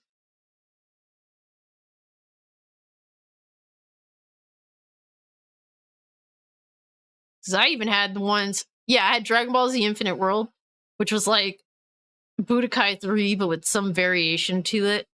It's pretty cool. I got to play as GT Vegeta, and I really liked the way he looked in that, so. The story mode was a little bit weird, but at least it was something different, so I was gonna get it either way. Let's see. What was that other one? The other Dragon Ball Z game that was like an off, like it wasn't. Oh, here we go. Yes, Dragon Ball Z Super. And that was obviously before Dragon Ball Super existed. But there was a PS2 game called Dragon Ball Super.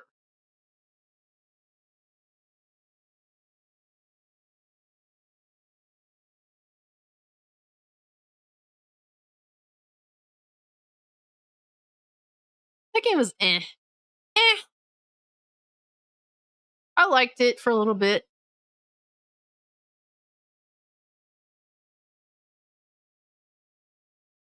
Yeah, Dragon Ball Z Super. I had that one too. It was cool because you could play as like Chi-Chi. I really liked that.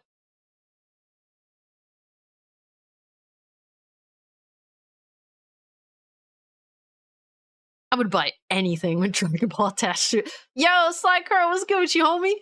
Hope you're doing well. Always good to see you. My boy East pulled up. Hold up. Yo, East, what's good with you, dog?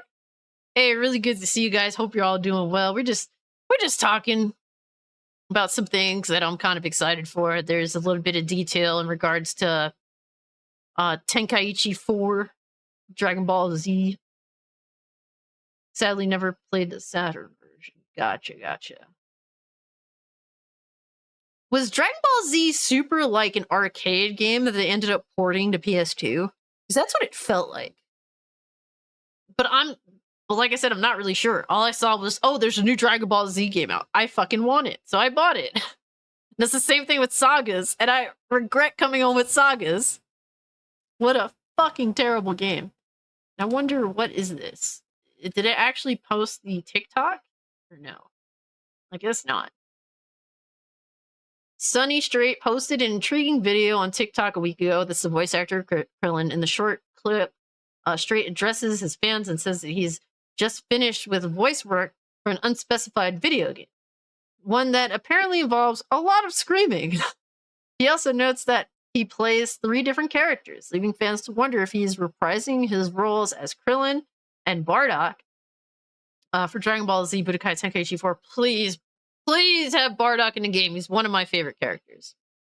Bardock, and I'm talking about like old school Bardock. But I absolutely adore Bardock. Straight couldn't reveal what game he was working on his TikTok video, instead telling viewers that his voice was shot from all the yelling he had to do. Gotta love it, y'all. Gotta fucking love it, man. But yeah, man, I'm excited. I'm hopeful. I don't know. I feel like some things we're gonna have to settle for some things we're probably not gonna like, but I will get it either way. I will shill for it. I will pay the money. I don't care. The voice actors for the game could tell me to go fuck myself outright. I'm still buying the game. I can't help it. I have no self-control. Do I still do movie watch parties? I haven't.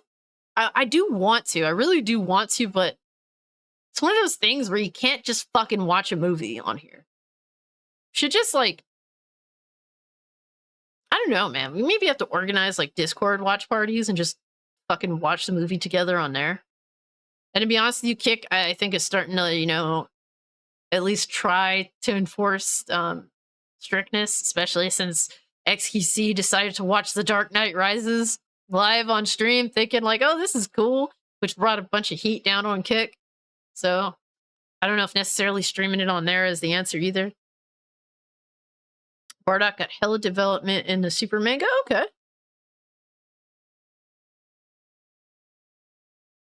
XQC's been a lot of shit lately, man. And it's one of those things where it's like,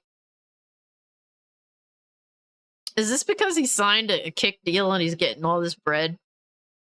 Because I have to wonder, like, has he been doing the same shit that he's always done? Because I've never watched XQC before. I follow him on Kick. Don't really watch the dude's streams. So I can't really say. Has he been doing this shit, like, for years and no one said anything? until now that he's has an exclusivity deal with Kick. Not even an exclusivity deal, but a deal with Kick. I have to wonder.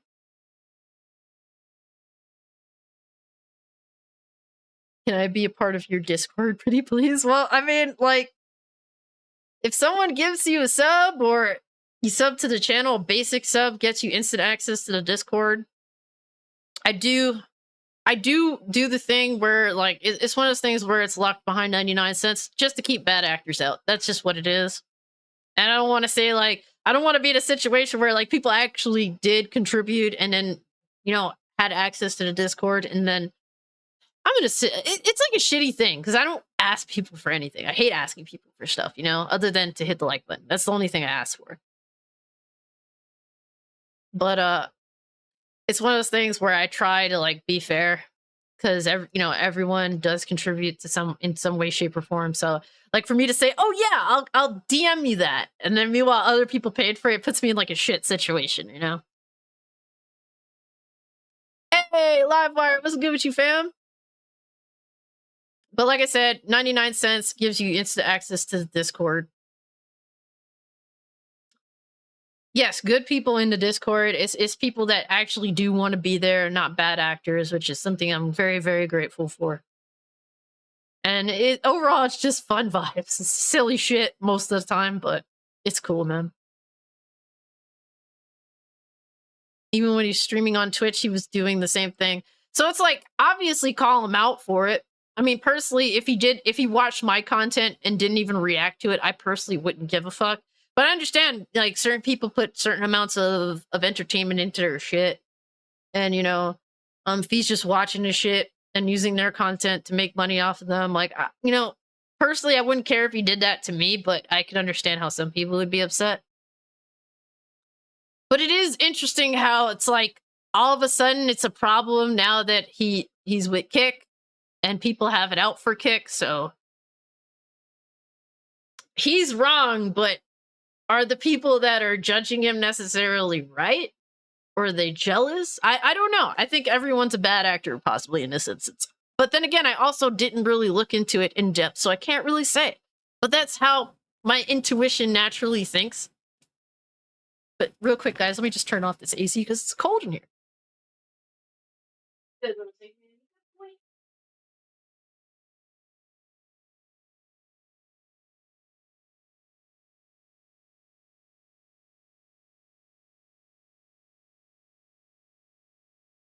Drewy, what's good, homie? Oh my gosh. Yo, Disney. Disney Sheeper totally didn't have to, bro. Thank you so much for the 5, fam. He says, since you didn't ask, get yourself a bag of popcorn. Cheers. I definitely will. Thanks, fam. I appreciate you, fam.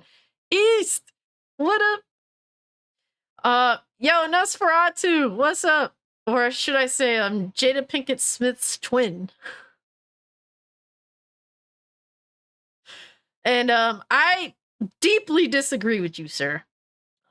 James Dean EE is not as good as James Dean DA, okay? Not even close, no comparison. There's a reason why James EE Dean chose to copy James Dean EA's name.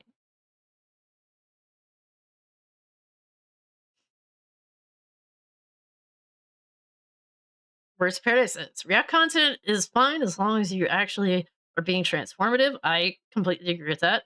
I mean, in my opinion, it's no different than what we do with new articles, but visually instead. I agree.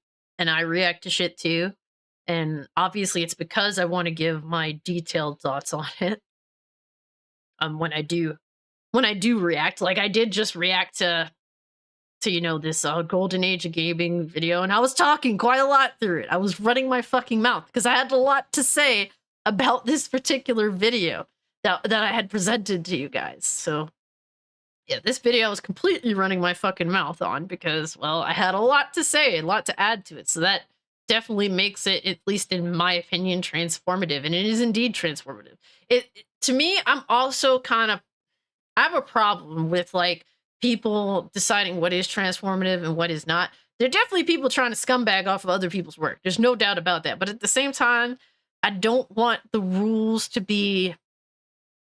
I don't want there to be like a fuck ton of rules on what is and isn't and blah, blah, blah. And, you know, it becomes difficult. It really does. Yes, Jada Pinkett Smith and Nosferatu are fucking twins, and you can't tell me any different.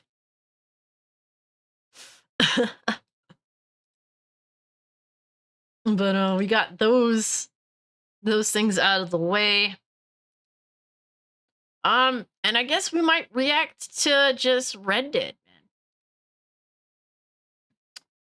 Because they did, people have made comparison clips between the remaster, the little pieces that they showed us there, and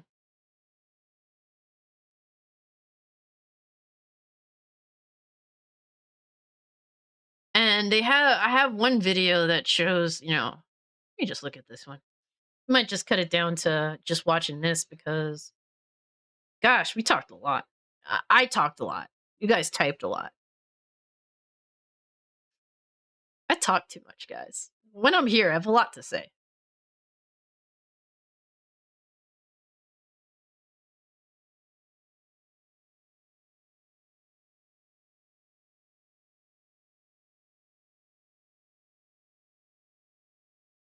Don't know which bald head is shinier, Joe Rogan's or Jada's. Goddamn, son. Oh my god, this remaster has been looking pointless. Yo, you guys, I looked at this video. Let me know what you guys think of it, man. Because I'm just like, what is the point? I don't know, man. I really don't know what the fuck is the point. Other than just, oh, let's just throw it out there to collect money.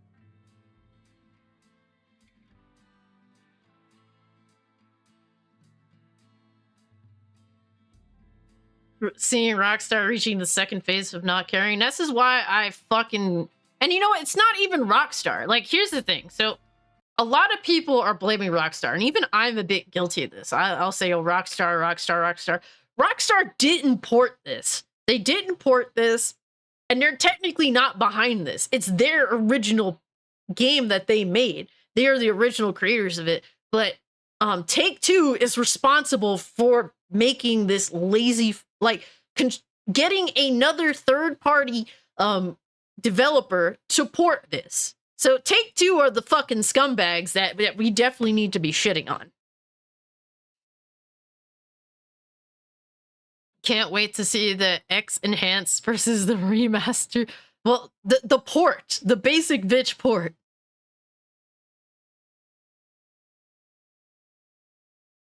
Oh, yeah. John Marston got some cakes, baby! But this is the remaster. And given there are some differences between the two, I just don't think, at least from what I've seen, that it can justify a $50 fucking re-release. I don't personally see it. Now they're comparing the two, man.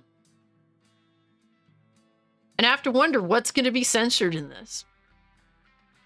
GTA Trilogy got censored. GTA 5 got censored. What are they going to censor in the OG Red Dead? Some of the lighting in some instances is a little bit better. In some instances, I don't know. I don't know.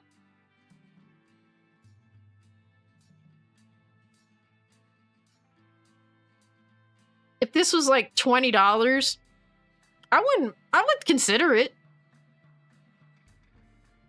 Just for shits and giggles, just to have it on a more accessible platform. Just so I don't have to boot up my PS3.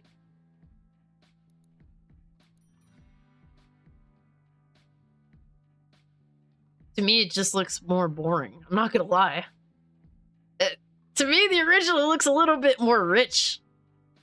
That's just me personally, at least with that picture.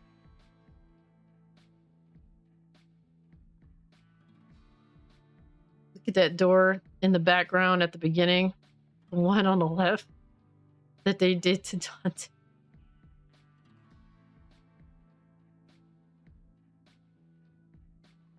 I mean, I think that the details brought out a little bit more by the remaster in this particular image.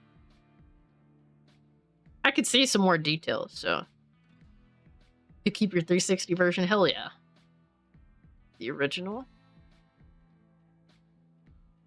Why do you have duck lips? Hold up.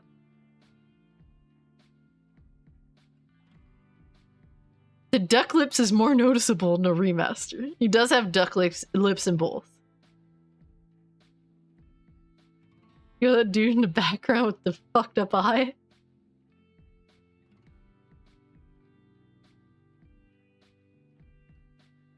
I don't like the way this one looks. I don't. I can see more in the fucking in the original. I can't see them motherfuckers. They look smudged out in the remaster.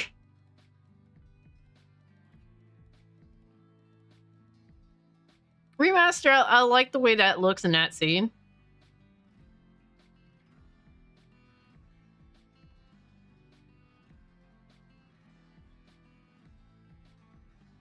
I don't know, like,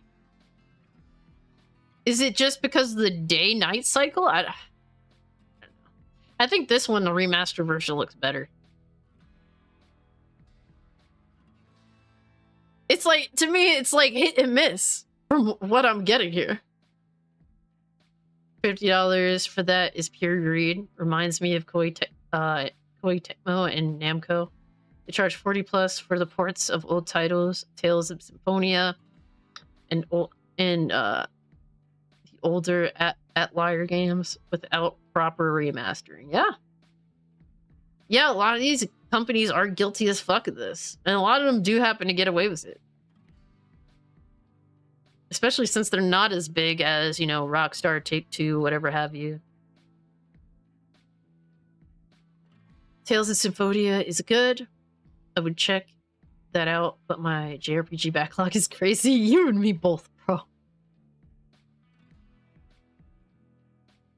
You like how the OG looks darker? Yeah, I don't blame you. Like, I do like the dark tone as well, but I'm looking at it just purely. Like, this one, it just feels like the remaster looks a little more drowned out. I don't know. It's like some scenes look like at least a tiny bit better, and then other scenes I don't know if I like it all, really. It's really mixed bag.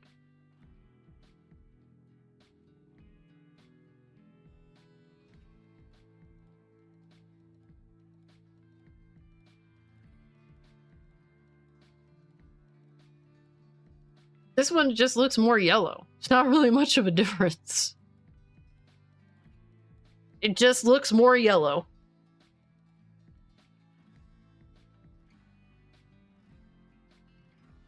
Is this the PS4 version of the Switch version? I think this is... I don't know.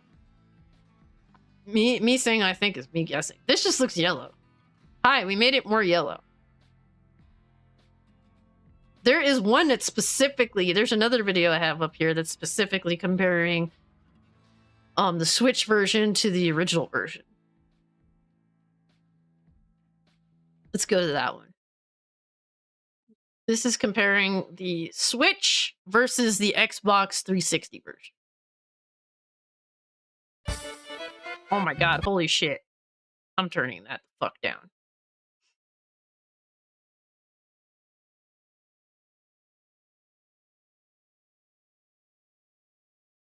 This is Game Explain. Uh-oh.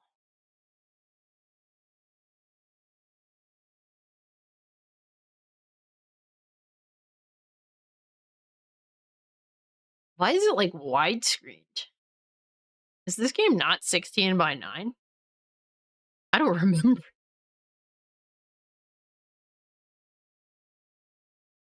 Slightly better on the Switch? Slightly?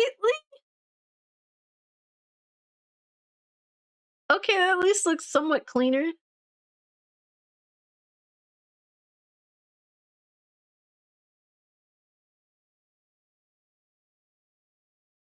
It's like so minuscule, man, in the grand scheme of things. So fucking minuscule. That looked a little better.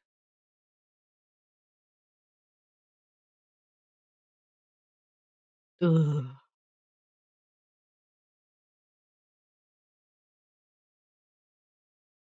That looked better, I think. At least John Marston looked better. But sometimes they pull those tricks on you where they'll just make the character model look better, because that's what you're concentrating on more often than not anyway.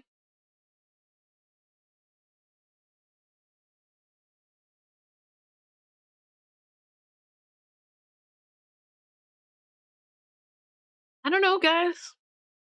$50. $50. To me, it's like, would I consider getting it on a sale on the PlayStation 4 version? Yeah. If it was like, you know, like $15 or some shit.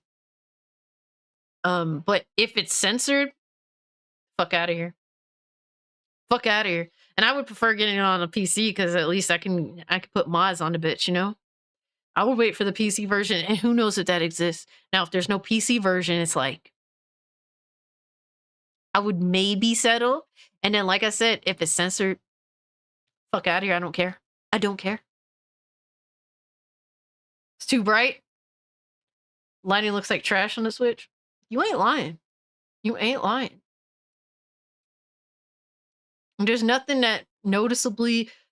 If you're telling me I'd rather get like this is the same price, and I think Astra, you brought it up. This is the same price as the Remnant 2. Why would I give up $50 for this and no noticeable increase of quality when I could play a brand new title that a lot of people think is really damn good? There is no 60 FPS, Lord Metroid. There ain't none of that. You're playing it at 30. Enjoy.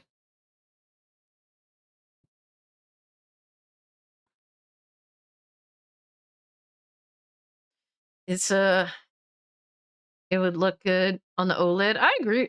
Likely, Carl. Likely. So the Switch version does look smoother. That doesn't justify 50. Exactly. It's like in some instances it looks better. In some instances I can't, like, I have to argue with myself internally. And if that's what's going on, is it really worth the price? Hell no. Well, if it's on the Switch, it's on the PC. That is a fair point, lowest expectations. And free on PC too. Is Doom 60 on Switch? Think they made it possible. I can't remember. I never bought it on the Switch because, like, why when I already had it on PS4?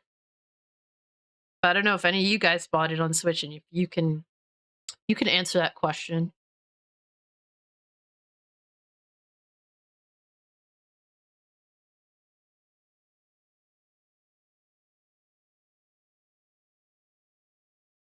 Oh, it's definitely not worth 50 if it has current year edits. Definitely not. Look, let's put it this way. If it's for modern audiences, if it's edited for modern audiences, then I fucking wipe my ass with this Red Dead Redemption port.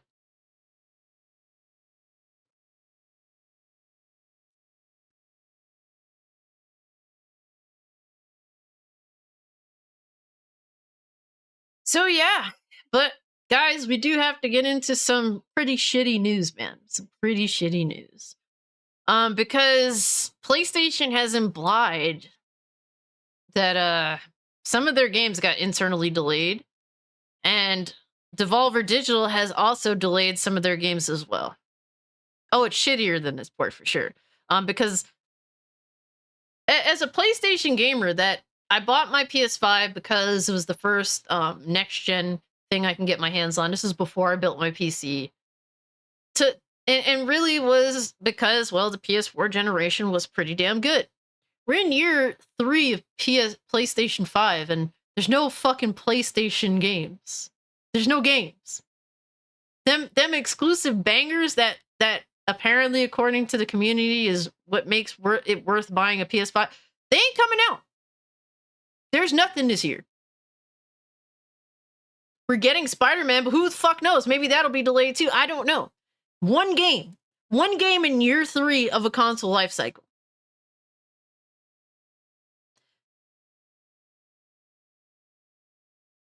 I was shitting on Xbox back when last year. They had nothing. What they have? Fucking Scorn? Are you fucking kidding me? Scorn?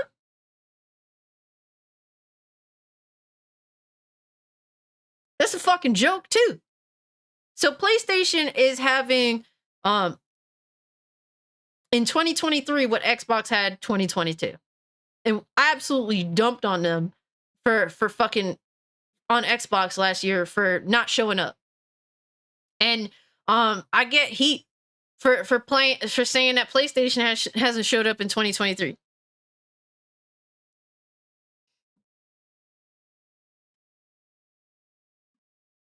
You know, I keep that same fucking energy. You know, a lot of people keep claiming that they do, but apparently not, man. Apparently fucking not. It's like the Harry Osborn meme from Spider-Man 2. All I have is Spider-Man. But Sony hints at delays of some PlayStation exclusives. Sony seemingly hints at multiple upcoming PlayStation exclusives will be facing delays in the second half of the current fiscal year, and they haven't really announced anything really substantial. Like, we're waiting on some serious bangers, supposedly. But the latest financial report indicates that the company delayed multiple PlayStation exclusives, which were originally meant to release in the second half of its current fiscal year. This turn of events raises additional concerns about the gaming giant's near-term ability to add system sellers to the PS5 games catalog, which still largely consists of cross-gen titles like God of War Ragnarok and Gran Turismo 7. Yeah, a big fucking problem, okay? This has been a big fucking problem. This is why I've been very upset with PlayStation this generation. I was excited for the PS5 because, for the most part, I didn't mind PS4 generation. It wasn't perfect, but there was a lot of shit I genuinely enjoyed from it. While the PS5 is already on the verge of its 3-year anniversary, Sony has been holding off on abandoning its cross-gen release strategy due to pandemic-induced component shortages. Blame the COVIDs for every fucking thing. Blame the COVIDs. Because everything is the COVIDs. It couldn't be from incompetence or fucking up or overplaying yourself. I mean, you actually are going to convince me that God of War was supposed to actually be like a year one launch? And that was actually a serious plan? They just said that shit just to fucking... They just said that they were going to launch that shit year one just to get people to baited. That's all it was. AARC said, just played some Arkham City. Really don't like those Riddler trophy trap rooms. Yeah. Oh, yeah. I totally understand where you're coming from that. Yeah. At this point, it's like all there is to care about is third-party titles on the PS5. And for me personally, I have a PC. So for the most part, I'd rather just play them on PC. There's certain situations where I consider PS5, but for the most part, don't really care. If it's one of those things where I'd prefer, like, third party, I'd prefer to buy on Steam. If it's not available on Steam and it's like an Epic Game Store exclusive, or it's like fucking Diablo 4 on that bullshit ass Battle.net, I'd rather just buy it on PS5 personally, or just skip out on it altogether. So it varies, you know. They had Horizon DLC. Oh god. Oh yeah, man. Giving Aloy finally her personality. Where they can confirm she's smooching chicks, man. Great storytelling, guys. Great character development. Stunning and brave. Stunning and brave.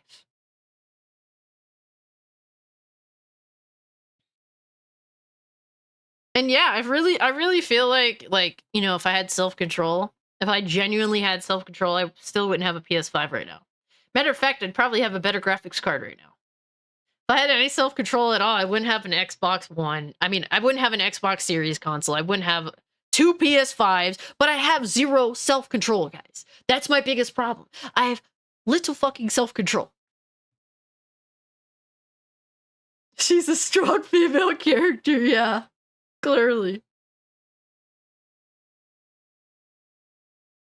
But blame everything on the fucking COVIDs. The state of affairs is unlikely to change for a while yet, not least because Sony has delayed some first-party titles that were originally targeting release the second half of this fiscal year in 2023, which runs until March 31st, 2024. The company's latest financial report indicates as much, noting that Sony decided on some changes in the launch dates of a portion of first-party titles previously planned to debut during this period, at first spotted by Kotaku's Ethan.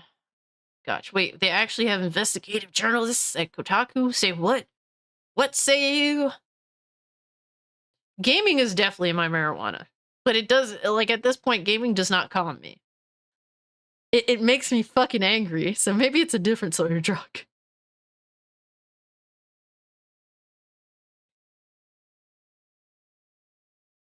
You've never rage quit a blunt?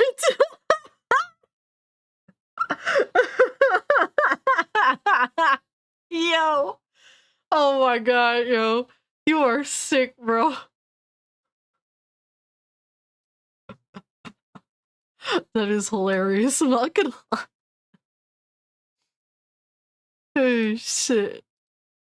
I was never expecting anybody to put those thoughts together, okay? Guys, by the way, we are like 4 likes short from hitting 50, so any help on hitting 50, I really appreciate it. If you haven't hit the like button, if you're new, sub to the channel, that is all that I ask of you guys.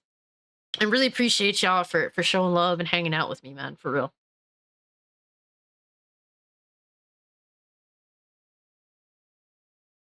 So tired of the messaging? Yeah. It's at this point, it's like, it's one of those things where normally, like, if this wasn't something that was done all the time now, I wouldn't give a fuck if they chose to do it here and there. But it's almost like every female character either is going to be asexual or gay. Because, like, yeah, you have to understand, these game devs are insanely fearful of underplaying their already weak female protagonists by having them have a normal relationship with a man. They're scared of it.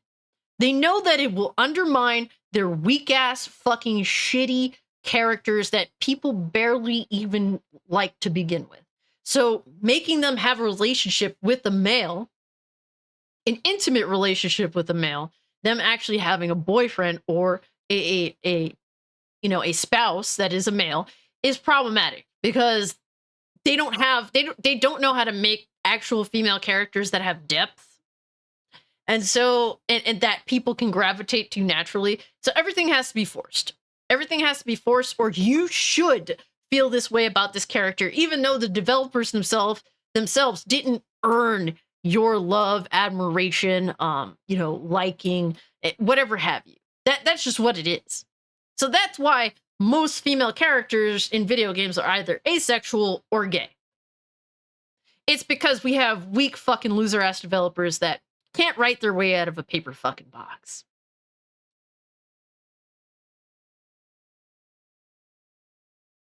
Samus Aran is a strong female character.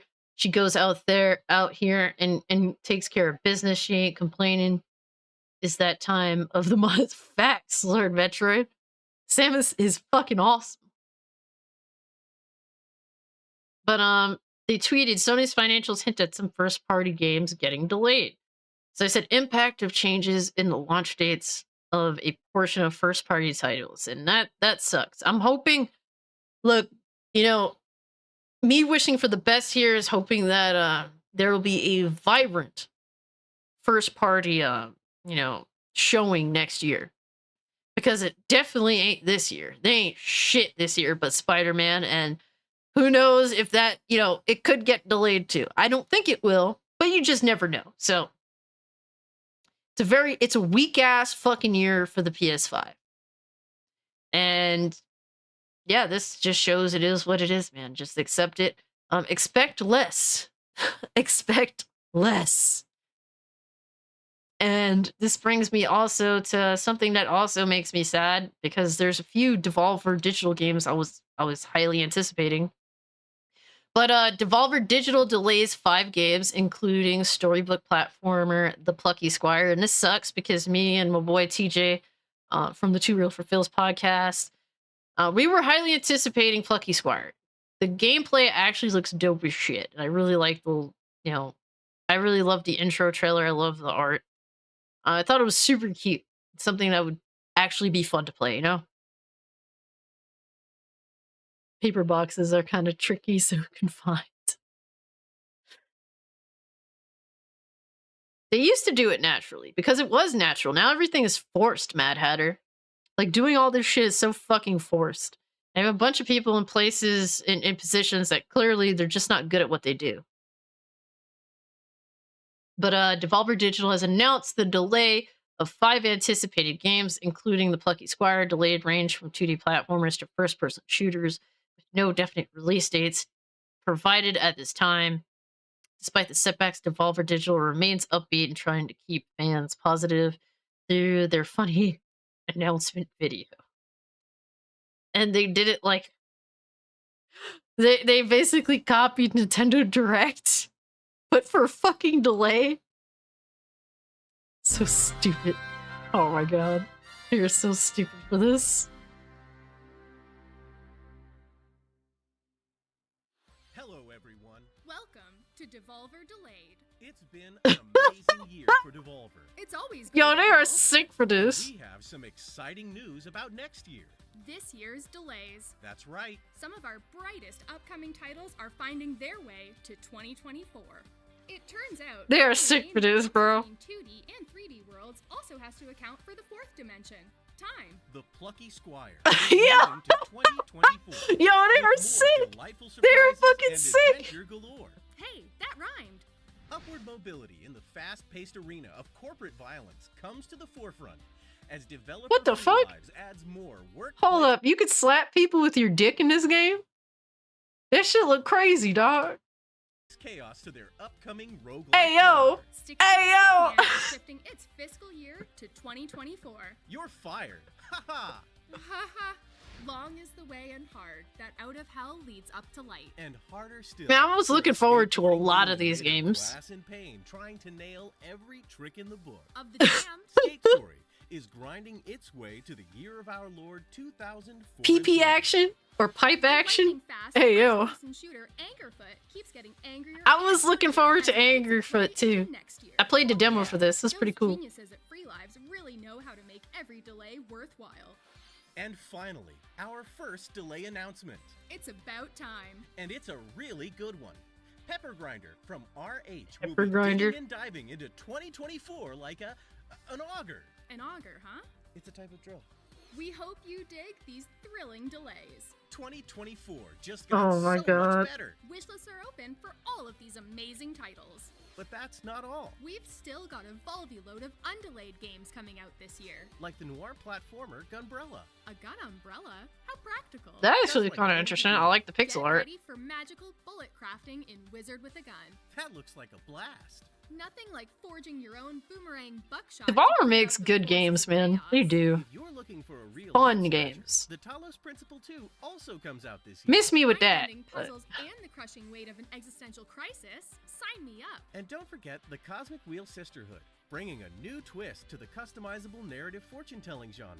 Finally, a game with merch I can wear on the inside. Huh? Oh, sorry. Visions from the future. Karmazoo is coming out this year too. You mean the adorable... The games they delayed are the ones I'm all interested in, and then these, it's only like, That's so many one. great games Eh, coming out one. this year. Yeah, and we're not even mentioning Broforce Forever. We're not? Nope. Well, Ooh, then, Broforce Forever? That's all for now. We'll see you on the next.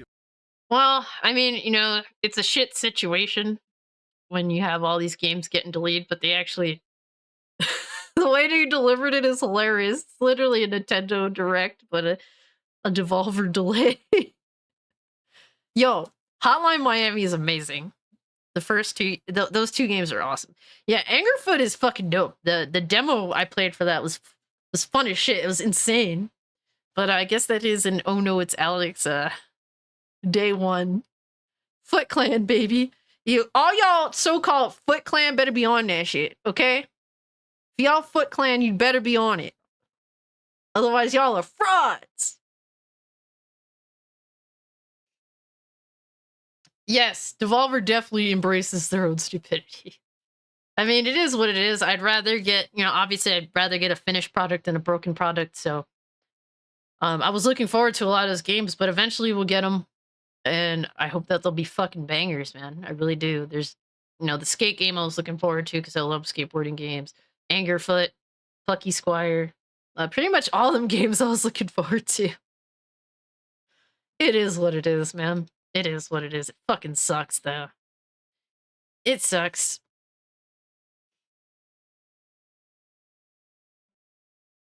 You need another Beavis and Butthead game? They should do one, man. Like that. So I was never into Beavis and Butthead. I never watched them. But I ended up watching the most recent movie they released, which came out, like a year or two ago. I enjoyed it. I thought it was really stupid and really fun. You would think that would kind of, like, a lot of people were interested in it and enjoyed it for what it was. You would think that the creator would, get together with the company and maybe come out with a game. That would be cool. I would pick it up just because I enjoyed that movie. Yeah, honestly, Devolver Digital makes a lot of neat little games that they're just seeking for that shit to be fun. That's what's important to them. And you could tell by the games that they release. Now, not every game from Devolver I like, but they definitely do try. They definitely make some dope ass shit. And I always look forward to what games that they announce. Yeah, Sailor Mercury says, I love how unapologetically weird their games are. Gameplay focus. Facts. Like, I feel the same way. Talos Principle was amazing. I hope 2 will be as good. I hope that you enjoy it. Personally, I'm not really into those sorts of games, but I've heard good things, so that's what's up. They definitely got talent. Yep. Not a bad idea to delay some with how packed 2023 is. That's a good point, Astro. But imagine what 2024 is going to be looking like. And mind you, if 2024, if PlayStation does show up 2024, which I'm hoping they will, and I hope that they show up with the heat, imagine how hard it is going to be for third party, man. It's going to be tough, man. That's why make sure you release your games on PC, baby. We waiting for them. We waiting for them. Yo, Zax, what's good with you, bro? Good to see you, fam. Hope you're doing well. Always good to see you.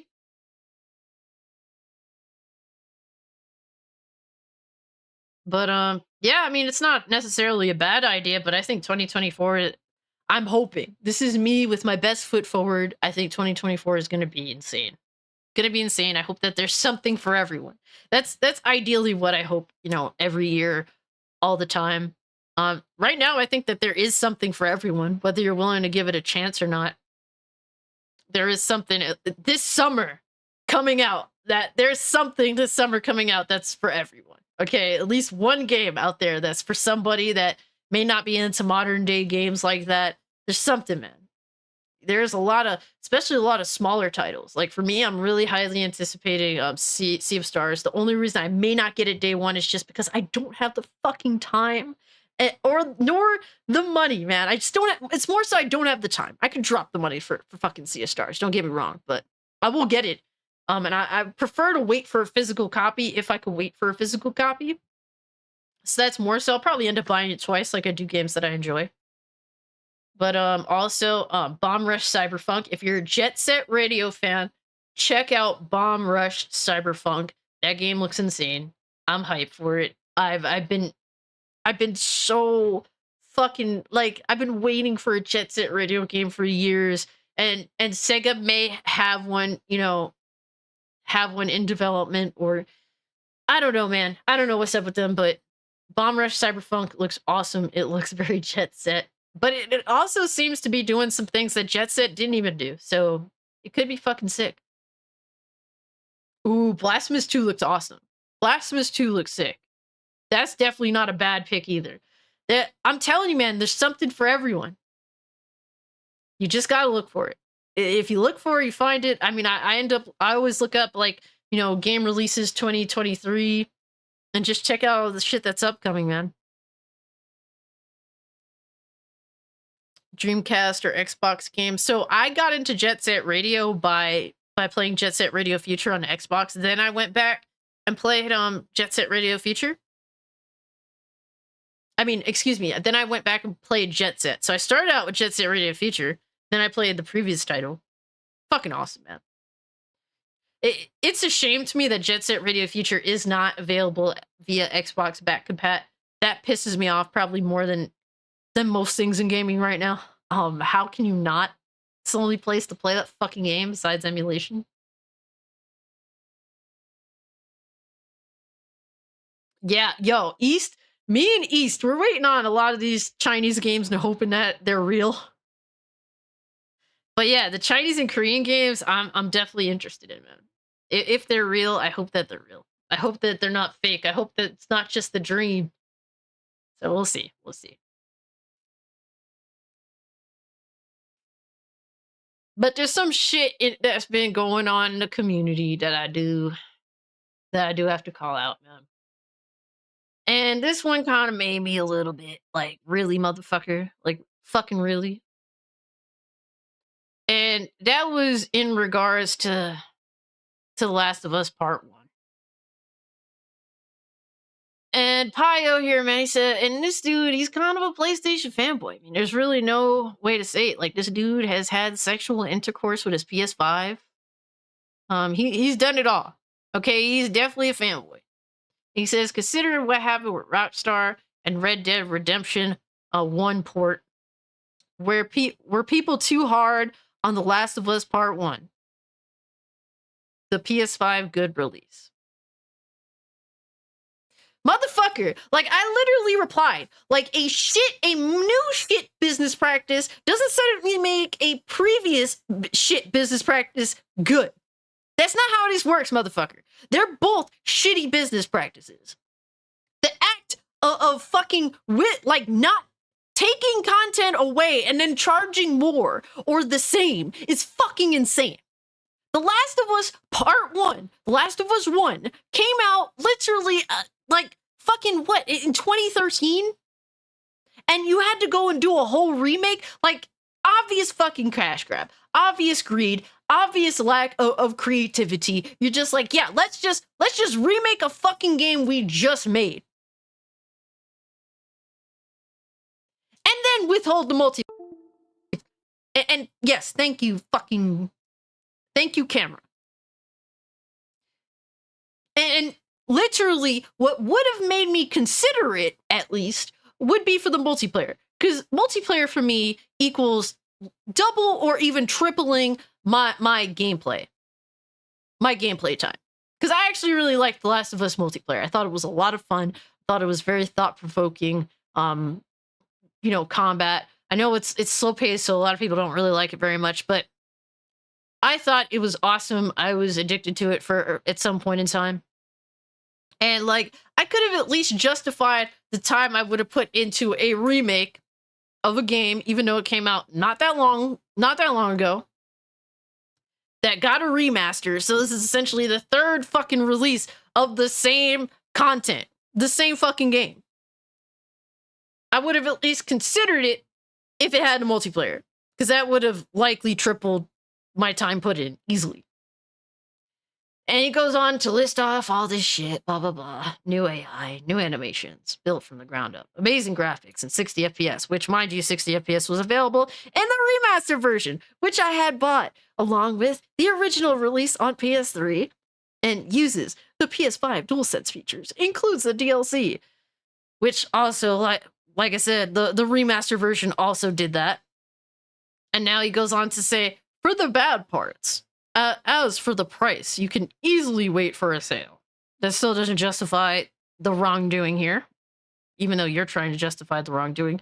No factions. I love factions, but I'm not going to replay that mode again remade. So you're going to include your personal thoughts to it, your subjective thoughts to that, even though factions added to it would have definitely increased the value of the game. And then as for the PC release, yes, that was completely broken. It needed a big delay. And yes, thank you for including the fact that absolutely not, it was a cash grab. And he's like, well, it worked, bitch. And it's like, yes, people will buy the shit 100 fucking times. You could release The Last of Us in multiple formats 100 different times, and yes, there's going to be somebody that fucking buys it.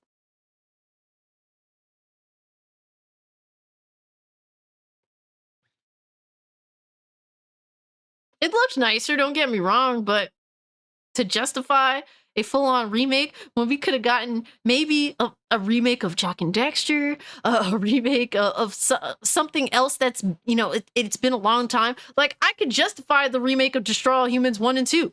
Those games are like 15 plus years old. I think more than that, especially the first one is way more than that. They're PS2 games. They could have did with a good new coat of paint. And guess what? They were nice remakes. They worked day one. And mind you, you can actually really tell the difference to a very big extent. It was actually really cool. And I think that those games re-releasing kind of maybe found a new audience. I would hope. Oh yeah, Destroy All Humans 1 and 2 are pretty damn good remakes. They also include the original audio, which I like, personally. Because they did say some kind of sus shit in there. Yeah. They definitely did say some sus shit. So yeah, like, this is such a dumb fuck argument. We were not hard on The Last of Us Part 1. If anything, if you're gonna do that, it should have been maybe if you own the remaster version, maybe you pay $10 or $20 for an upgrade version. I do not support paying more for less. That's fucking insane to me. But the fact people try and justify it because, well, really, they're just corporate slaves. They're corporate cucks. They allow themselves to be used because of their love and admiration for a piece of entertainment.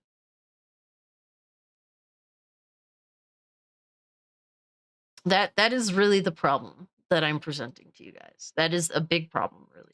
That people just continue to say fuck it.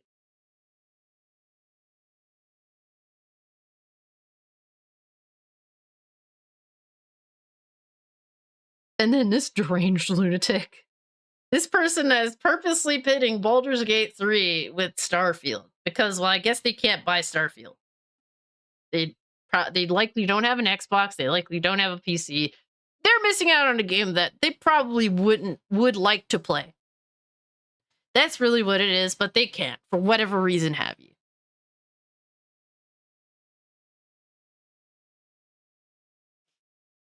And you could tell they just hate they absolutely fucking hate Microsoft. I don't know if it's because the whole Activision shit or whatever have you, Bethesda, they ain't getting Bethesda's games. And mind you, a lot of PlayStation dudes used to be huge Bethesda fans. They used to be huge. They were the ones defending Fallout 4 when I was saying Fallout 4 is a trash RPG. Oh, hell yeah. Destroy All Humans is super fun. Sanguine Taylor says Naughty Dog is probably planning to release the multiplayer component as a standalone game with its own battle pass. Oh yeah, they're definitely doing factions too. That's already confirmed. And yeah, they'll probably have a fucking battle pass. Who knows? Who knows if that game is even going to come out at this point? Trash bag is correct. I really don't know this individual. I've seen how deranged their hatred of Xbox is and was like, wow, really, bro? But yeah, they're literally... They're not... Mind you,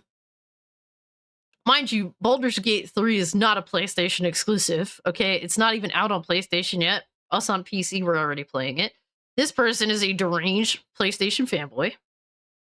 And they're just like, Baldur's Gate 3 just hit 96 on Metacritic. Is Starfield going to be RPG of the year? Clown emoji? And it's like, bruh, you're literally rooting for this game just because you hate Starfield. Just because you hate Microsoft, you hate Xbox. You're rooting for a game, not because of its genuine merits, but because you hate a corporation, a particular gaming console, a particular group of individuals that choose to play on a different console from you. You're mentally fucking insane. And the derangement is pretty crazy. It's very consistent, mind you. Look, I mean, just look at this shit. Like Xbox Series X and S losing sales ground as we progress deeper into this generation. Like, bro, if I didn't fuck with Xbox, would I give a fuck about this? I own a Series X, given it collects dust. Do I give a fuck to look at the sales? Fuck no. It's not something that I do. And then they say Series X and S were ahead by almost 3 million units at the end of last year. Now Series XS are behind by 50,000 units. And it's like, who actually gives a fuck about this shit? Like, who would care? They think they're getting a mid-gen refresh. Actually, I hope they do, so the circus can continue. Oh my god, so weird, bro. So weird. And they continue. And this is where motherfuckers are like, really, bitch? And they posted the Metacritic score, and these people, all they give a fuck is about Metacritic. All they care about. That's all they care about. That's what they constantly screenshot. I purposely, whenever I've done a review on the channel, I've never given a video game a score. I just think that that is such a simple-minded way of showing your like or dislike of a game, of a piece of art. I have always been of the part of the character to go through each important part of a game and give my genuine thoughts on it. And whatever you think by the end of that, well, that's what you think. And, you know, if you don't want to sit there and actually listen to all the important components of a video game and my thoughts on them, then that's just on you. But that's how I feel. I don't like giving a score to a game. That's just so little. And Metacritic says nothing. The fact that people give this much value to Metacritic, and it's not even for the sake of the game. At this point, people just love hating. Like, when it comes to the whole console wars, people involved in the console wars just enjoy hating each other more than they actually enjoy playing video games. And it's like they were like posting that Baldur's Gate got a 97 on Metacritic, and they put hashtag Baldur's Gate 3, hashtag PlayStation, hashtag RPG. It is insane how these deranged fucking lunatics claim Baldur's Gate 3 for themselves just because it's delayed on the enemy's console. That is how fucking simple-minded these people are. How fucking stupid can you be? How fucking stupid, man. Hey, Angela Russo, thanks so much for the sub. Appreciate you, fam. Absolutely insane. They're rooting for it over the actual timed exclusive Final Fantasy 16. It's true. After New Vegas, it was over for Bethesda. And Bethesda, yeah, pretty much, because it showed that Bethesda isn't really good at making games.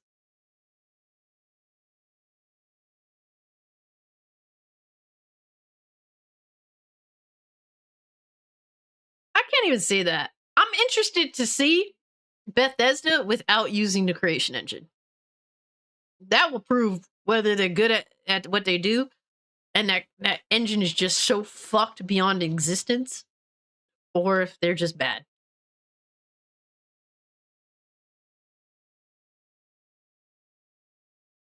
Could be better in many ways. And they're very different RPGs. Yeah, no doubt. No fucking doubt. I'm interested to play both. It's like, y'all, like, people on the console are just like, well, I got my game over here and I'm gonna root for this game just because I can't play this game. And it's the same thing on the other side. And I'm here on PC like, I get to play both. I get to play both. And I put that on fucking Twitter, and people were bitching about it. It's like, I have access to both games. Like, why is this problem? Like, why is this so problematic? It's like, bruh, Twitter's such a cesspool, man. It is simply to be made fun of and to promote what you got going on. That's all it is. That's all it is. While people on the console are just fighting this little war, using these video games as propaganda pieces for you know, shilling for their respective corporation, I'm here playing all y'all shit. So that's what it is, man.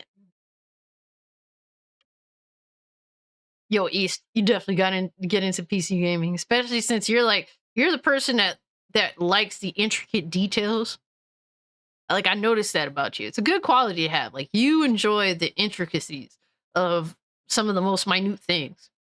So, like, with that, PC is beneficial to you because you can have all the minute little intricacies that you want. You can go as far as your knowledge can take you. You're not limited by this company says this and that company says that. They try to do that, but guess what? They inevitably lose these battles more often than not. So that's why I think PC would be something great that I think you would have learned to appreciate. It takes time. Like for me, I bought a gaming laptop before I built my own PC, and I spent like 4 years kind of learning things and getting accustomed to being into the PC ecosystem. And it took time. It was one of those things where I wasn't too savvy to it. It took me a while to kind of learn a lot of things I needed to learn. And for the most part, I played so much on my PS4 in comparison to PC for a long period of time. But then it caught on. And when it caught on, I was way more into it, you know? So maybe start small, start out with maybe a Steam Deck. Kind of just learn like the little things. And then when you grow, like when you get like accustomed to it, like and you're inspired to build your own PC and you feel like you have the knowledge that you need and that you could fully take advantage of a your own PC that you build yourself that's a powerhouse or what you want it to be, then jump into it, you know? But I think that Steam Deck is a good start for a lot of people. Because you're gonna build like a lot of people probably build a PC and just don't know what to do with it. And I was in that situation where I bought a laptop. I didn't know what the fuck to do with it.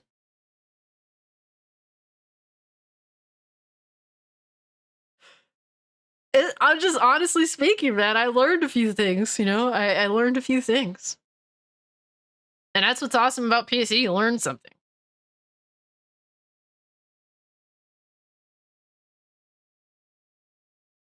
Is it me or does the Xbox look like an air conditioning unit?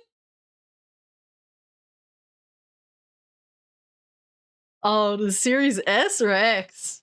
That's hilarious. I'm not gonna lie. I can like picture the Series S being like on someone's window. Y'all are too much, man. By the way, thank you guys for hitting 50 likes. I really appreciate that. It means a lot. Helps the channel. It helps the channel. Any contribution, you know, from a like to a sub really helps the channel. And we just let me make sure we're still there. Just hit 2,500 subs on the channel. So thank you all for that. Seriously, it means so much to me. I don't really know what to say, you know, because I didn't really think I would be. I say it every time I have some form of, I guess, achievement, but I didn't think I would get nearly as far as I have, and it's all attributed to you guys. So thank you all so much. I'm gonna try to see what I can do to hit 3K by the end of the year. That's, you know, like a soft goal. I don't really like to set goals, but I do like to at least, you know, have a plan, I guess. So that's the goal, I guess, to try and hit 3K by the end of the year. And you guys are making it possible. So thank you. Hey, appreciate you, Wurs. Appreciate you, man. And you definitely add to that. And thank you so much. And honestly, there's a lot of creators that make doing this fun. That's really what's awesome. Like collaborating, hanging out, you guys pulling up to my shit, me pulling up to your shit, doing what we can to help each other up. That builds like a, you know, for lack of a better term, I guess like a brotherhood, you know, like a brotherhood of us just hanging out, having fun. And that's what it's all about, man. At the end of the day, I just want to have fun. If I'm ranting about something, if I'm excited about something, being able to just, and I guess I'm taking a little bit from Coach here, but like throwing out our energy, whether it's anger, whether it's excitement, all that shit, throwing all that out there and being able to exchange that and have, you know, a place to speak your piece and just talk about the things that we love. That's what it's all about, man.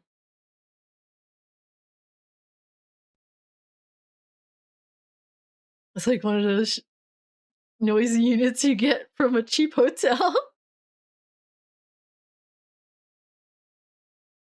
Yeah, yeah, it's like the Xbox Series S is an AC unit. The Xbox Series X is a refrigerator, and and the PlayStation 5 is a fucking Wi-Fi router. Wi-Fi modem. Oh shit. Thanks. Thank you, Alex. I really appreciate that, bro. Hey, Derp. Thank you, bro. He says, you deserve it. I'm glad that you think that I deserve it. Like, I don't know what I'm deserving of. I'm not here to put myself on a pedestal. If you think I deserve it and I entertain you and I am of some benefit to you know, your hobby, to your life, uh, if you feel like if you get something out of it and you feel as though I deserve it, that's what's important to me. So thank you so much. I appreciate the kind sentiment.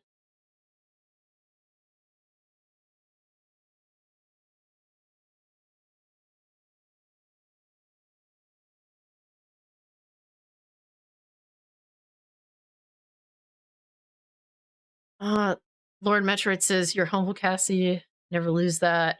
Too many YouTubers act like their dung don't stink." Yeah, no, it's true. I see that a lot.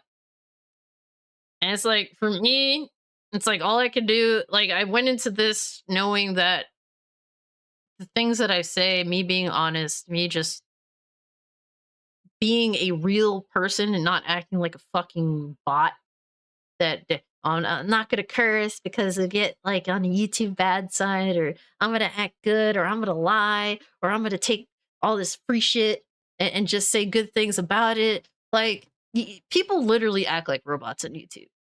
And I knew for a fact that if I did this at any point, it could be taken away from me. And that's what I operate under the premise of. At any point, YouTube could say, "No, fuck this bitch. We're yeeting her channel." And that's like the way I went into this from the very beginning. And any day that could happen. So I'm grateful for everything that I've achieved, and I'm grateful for you guys.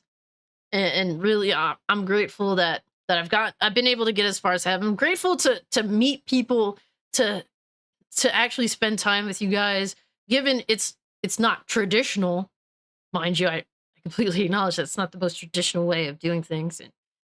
And honestly, I'm not really good at handling um being in any form of, I guess, spotlight. So I just go about it acting like being myself.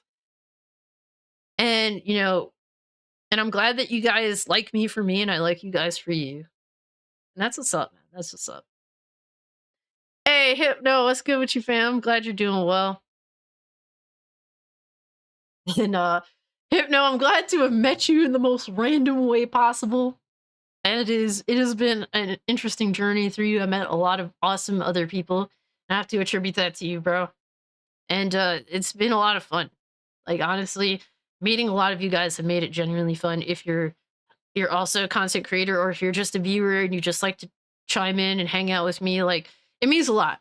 Like, when motherfuckers pull up at 2 in the morning to hang out with me while I play some bullshit ass game, if it be Fortnite or something else, like, it means a lot. There's a lot of people that do that on Kick, man. Freaking Alex shows up at 3 in the morning and he apologizes for being late. And I'm just like, bro, like, why are you apologizing for being late? I appreciate you just being here, bro. Never have to apologize about that. Facts, bro. Don't tread on me. I live by that shit. First Amendment matters. Hell yeah. Like, a lot of people don't understand that a lot of these, like, quote unquote God-given rights, because that's essentially what the Constitution has implied. Not that the government gives us these rights, but we have them naturally. These rights are given to us for all the questionable things that's gonna happen. Like, if everyone just said everything nice all of the time, then you wouldn't need the First Amendment.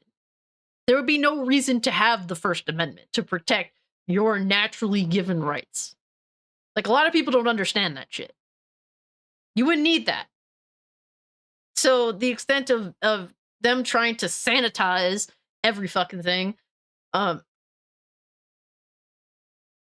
saying that that's not First Amendment, I mean, protecting one's right to say what they feel is specifically put there because people will say some sus things or things that particularly other groups of people will not like. That is for fact. If people don't understand that, it's because, well, either they're ignorant in one of two ways. One, they don't want to learn.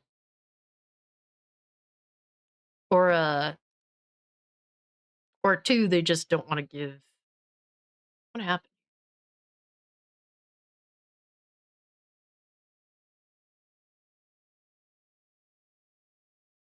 God damn it, Lemonade! I think my cam just died. Hold on, y'all. I'm speaking too much real shit right now. The powers that be don't like it. Let me unplug my mic. I mean, excuse me, let me unplug my camera.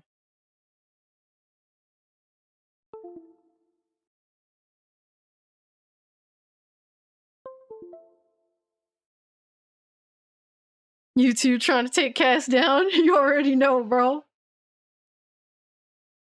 I can't blame Windows 11 because I've been ignoring that. I've been avoiding it. Lord Metroid says I'm a libertarian. I'm a libertarian as well, sir. I feel like it is fundamentally the only way to be after seeing how both sides tend to act.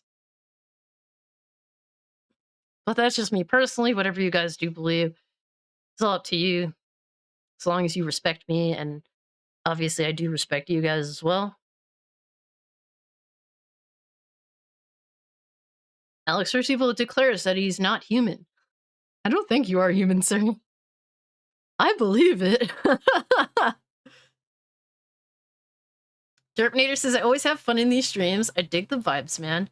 You can count on me to pull up, bro. And thank you so much for that. I really appreciate that. I'm glad that you get something out of it. That's really what's important to me. Like, if you walk away saying, like, man, it was a good conversation. We had fun. We talked a little shit. We had some real discussions. Talked about some stuff that we were into. Maybe some things that we're looking forward to. Like, all that shit is awesome. I hit the Matrix. Oh, no. Oh, man. But it's always fun hanging out. Either if it be the Two Reels for Feels podcast, which is every other week, or me by my lonesome hanging out with y'all. It's always fun. And I always look forward to it. Every Thursday night, 8 p.m. EST is when I stream. And I hold to that. I really do. Maybe don't expect it Thanksgiving. Just saying. But other than that, Thursday, 8 p.m. every week, there will be something. Some form of live stream going on. I do like to hold to my agreements.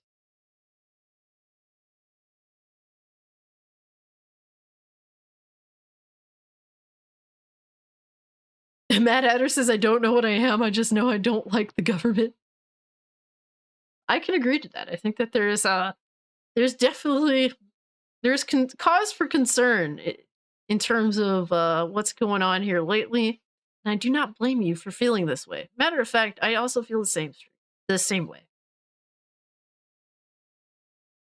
Oh my god, won't stop stream with a turkey leg, Cassie. Jesus. I could do that, but I don't think anyone would show up, and I don't blame you. Please spend that time with family, friends, whatever have you. Your dog, your cat. Speaking of which, he was here. The way he was laying down, he looked like a turkey himself. Love this little guy.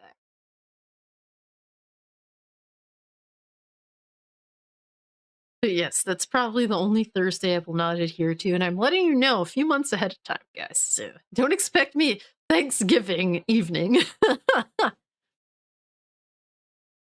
Question your government, regardless of who's running it. Facts. Always question everything. Cooking with Cassie stream, you don't want that. Don't want that at all. I guarantee you. It would fail miserably. But yeah, guys, that's about all I do have for you tonight. There's definitely some interesting stuff, some interesting things to look forward to, some sad news of delays, but life goes on, and hopefully you eventually get those. Yeah, I can make Pop-Tarts. We can definitely do a stream, me making Pop-Tarts, and I'll show you exactly the heat and how long to keep your Pop-Tart in the oven. I think that maybe you could depend on me to do that.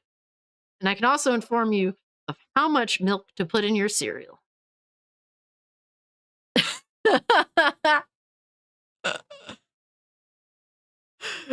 Yo, here's some noodles.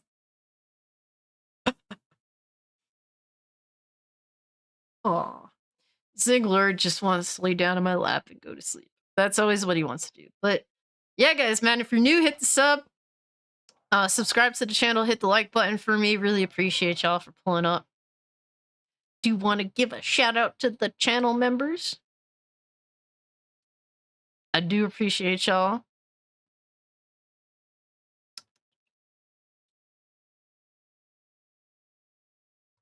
But yes, thank you, Our Carry.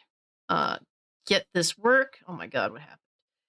No, wait. Our Carry, AB Limits, Alex vs. Evil, and apparently his hairline in question, John Shepard, Orange Hat Reviews, Ray Early, Admiral T, Karichi Nai, Words of Paradise, Adriano Italiano, Retromania, I'm Man vs. Swag Lord, Fake Parabear, Tetsu Sama, Nola Boy 504, KRG, Panthro 111, Severin Evans, Deathmaster 234, Astro Cyborg, Sandor Clang, Talos Ree, Sanguine Tales, Cannoli Sasquatch, Goodall One Bay, General Vague, T-Gap Steve, Brandon the Anime Guy, Joseph Dredd, Butch Luffy, Bad, KTY, Bad Kitty, I guess. Fire God, the Lemonade King. I don't know why I called him Fire God. I thought I refused to do that. Andy Hart, Luxury Nostalgia TXT, Mr. FU, like that name. John the Don, Overcooked Octopus Feet, Lord Metroid, RC Scott, Disney Sheep Herder, and Tokyo TZTV. Thank you all for believing in an asshole like me. Thank you guys. Really appreciate y'all. Always. It was definitely an awesome time hanging out. Yes! Yes! Use those emotes. My emotes are absolutely retarded, but hey. Use them at your whim. I need to make the one of Ziggy's feet, like, closer up. Say, at least you could justify your foot fetish, okay? Foot Clan can justify their foot fetish with Ziggy feet, because Ziggy's feet are very cute. Me and my hairline are two members. Oh my gosh. But yo, thank you, Alex, for pulling up. RC Scott, Dragon Knight, Astro Cyborg, Goodall One Bay, Lord Metroid, Lowest Expectations. Aw, no, Lowest Expectations said milk first, then cereal, then bowl.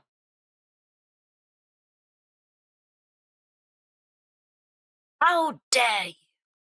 How dare you? Derpnator says, Zig Beans, hell yeah. He got the beans, boy. Look at them beans. Show him the beans, Ziggy. Hey, look at them beans, boy. He's like, nah, I'm not trying to show off my beans. He wants me to make an OnlyFans and then put his beans up for sale.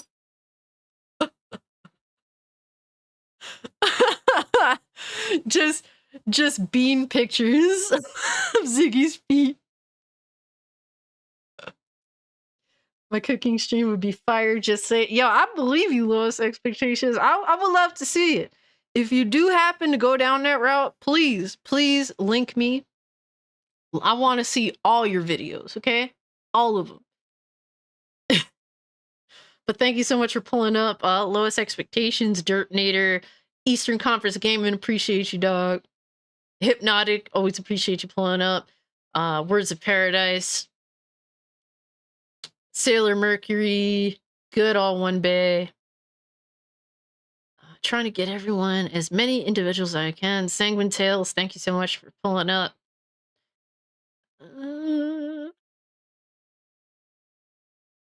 Zax, hope you're doing well, bro. Thank you so much for pulling up to the stream.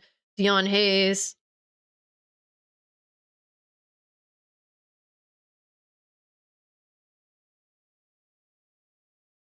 Flycrow, thank you so much for hanging out with me, man. Frostfang, Sailor Mercury, RJ, Mac Reddy, excuse me. But yeah, guys, if I missed anyone, it's not intentional. Definitely not intentional. Also, guys, thank you for all the super chats. Totally didn't have to. Disney Sheep Herder, Gotti 360, thank you so much. Black Cobra, totally didn't have to. I really appreciate that. But yeah, guys, with all that being said, I am out. Peace.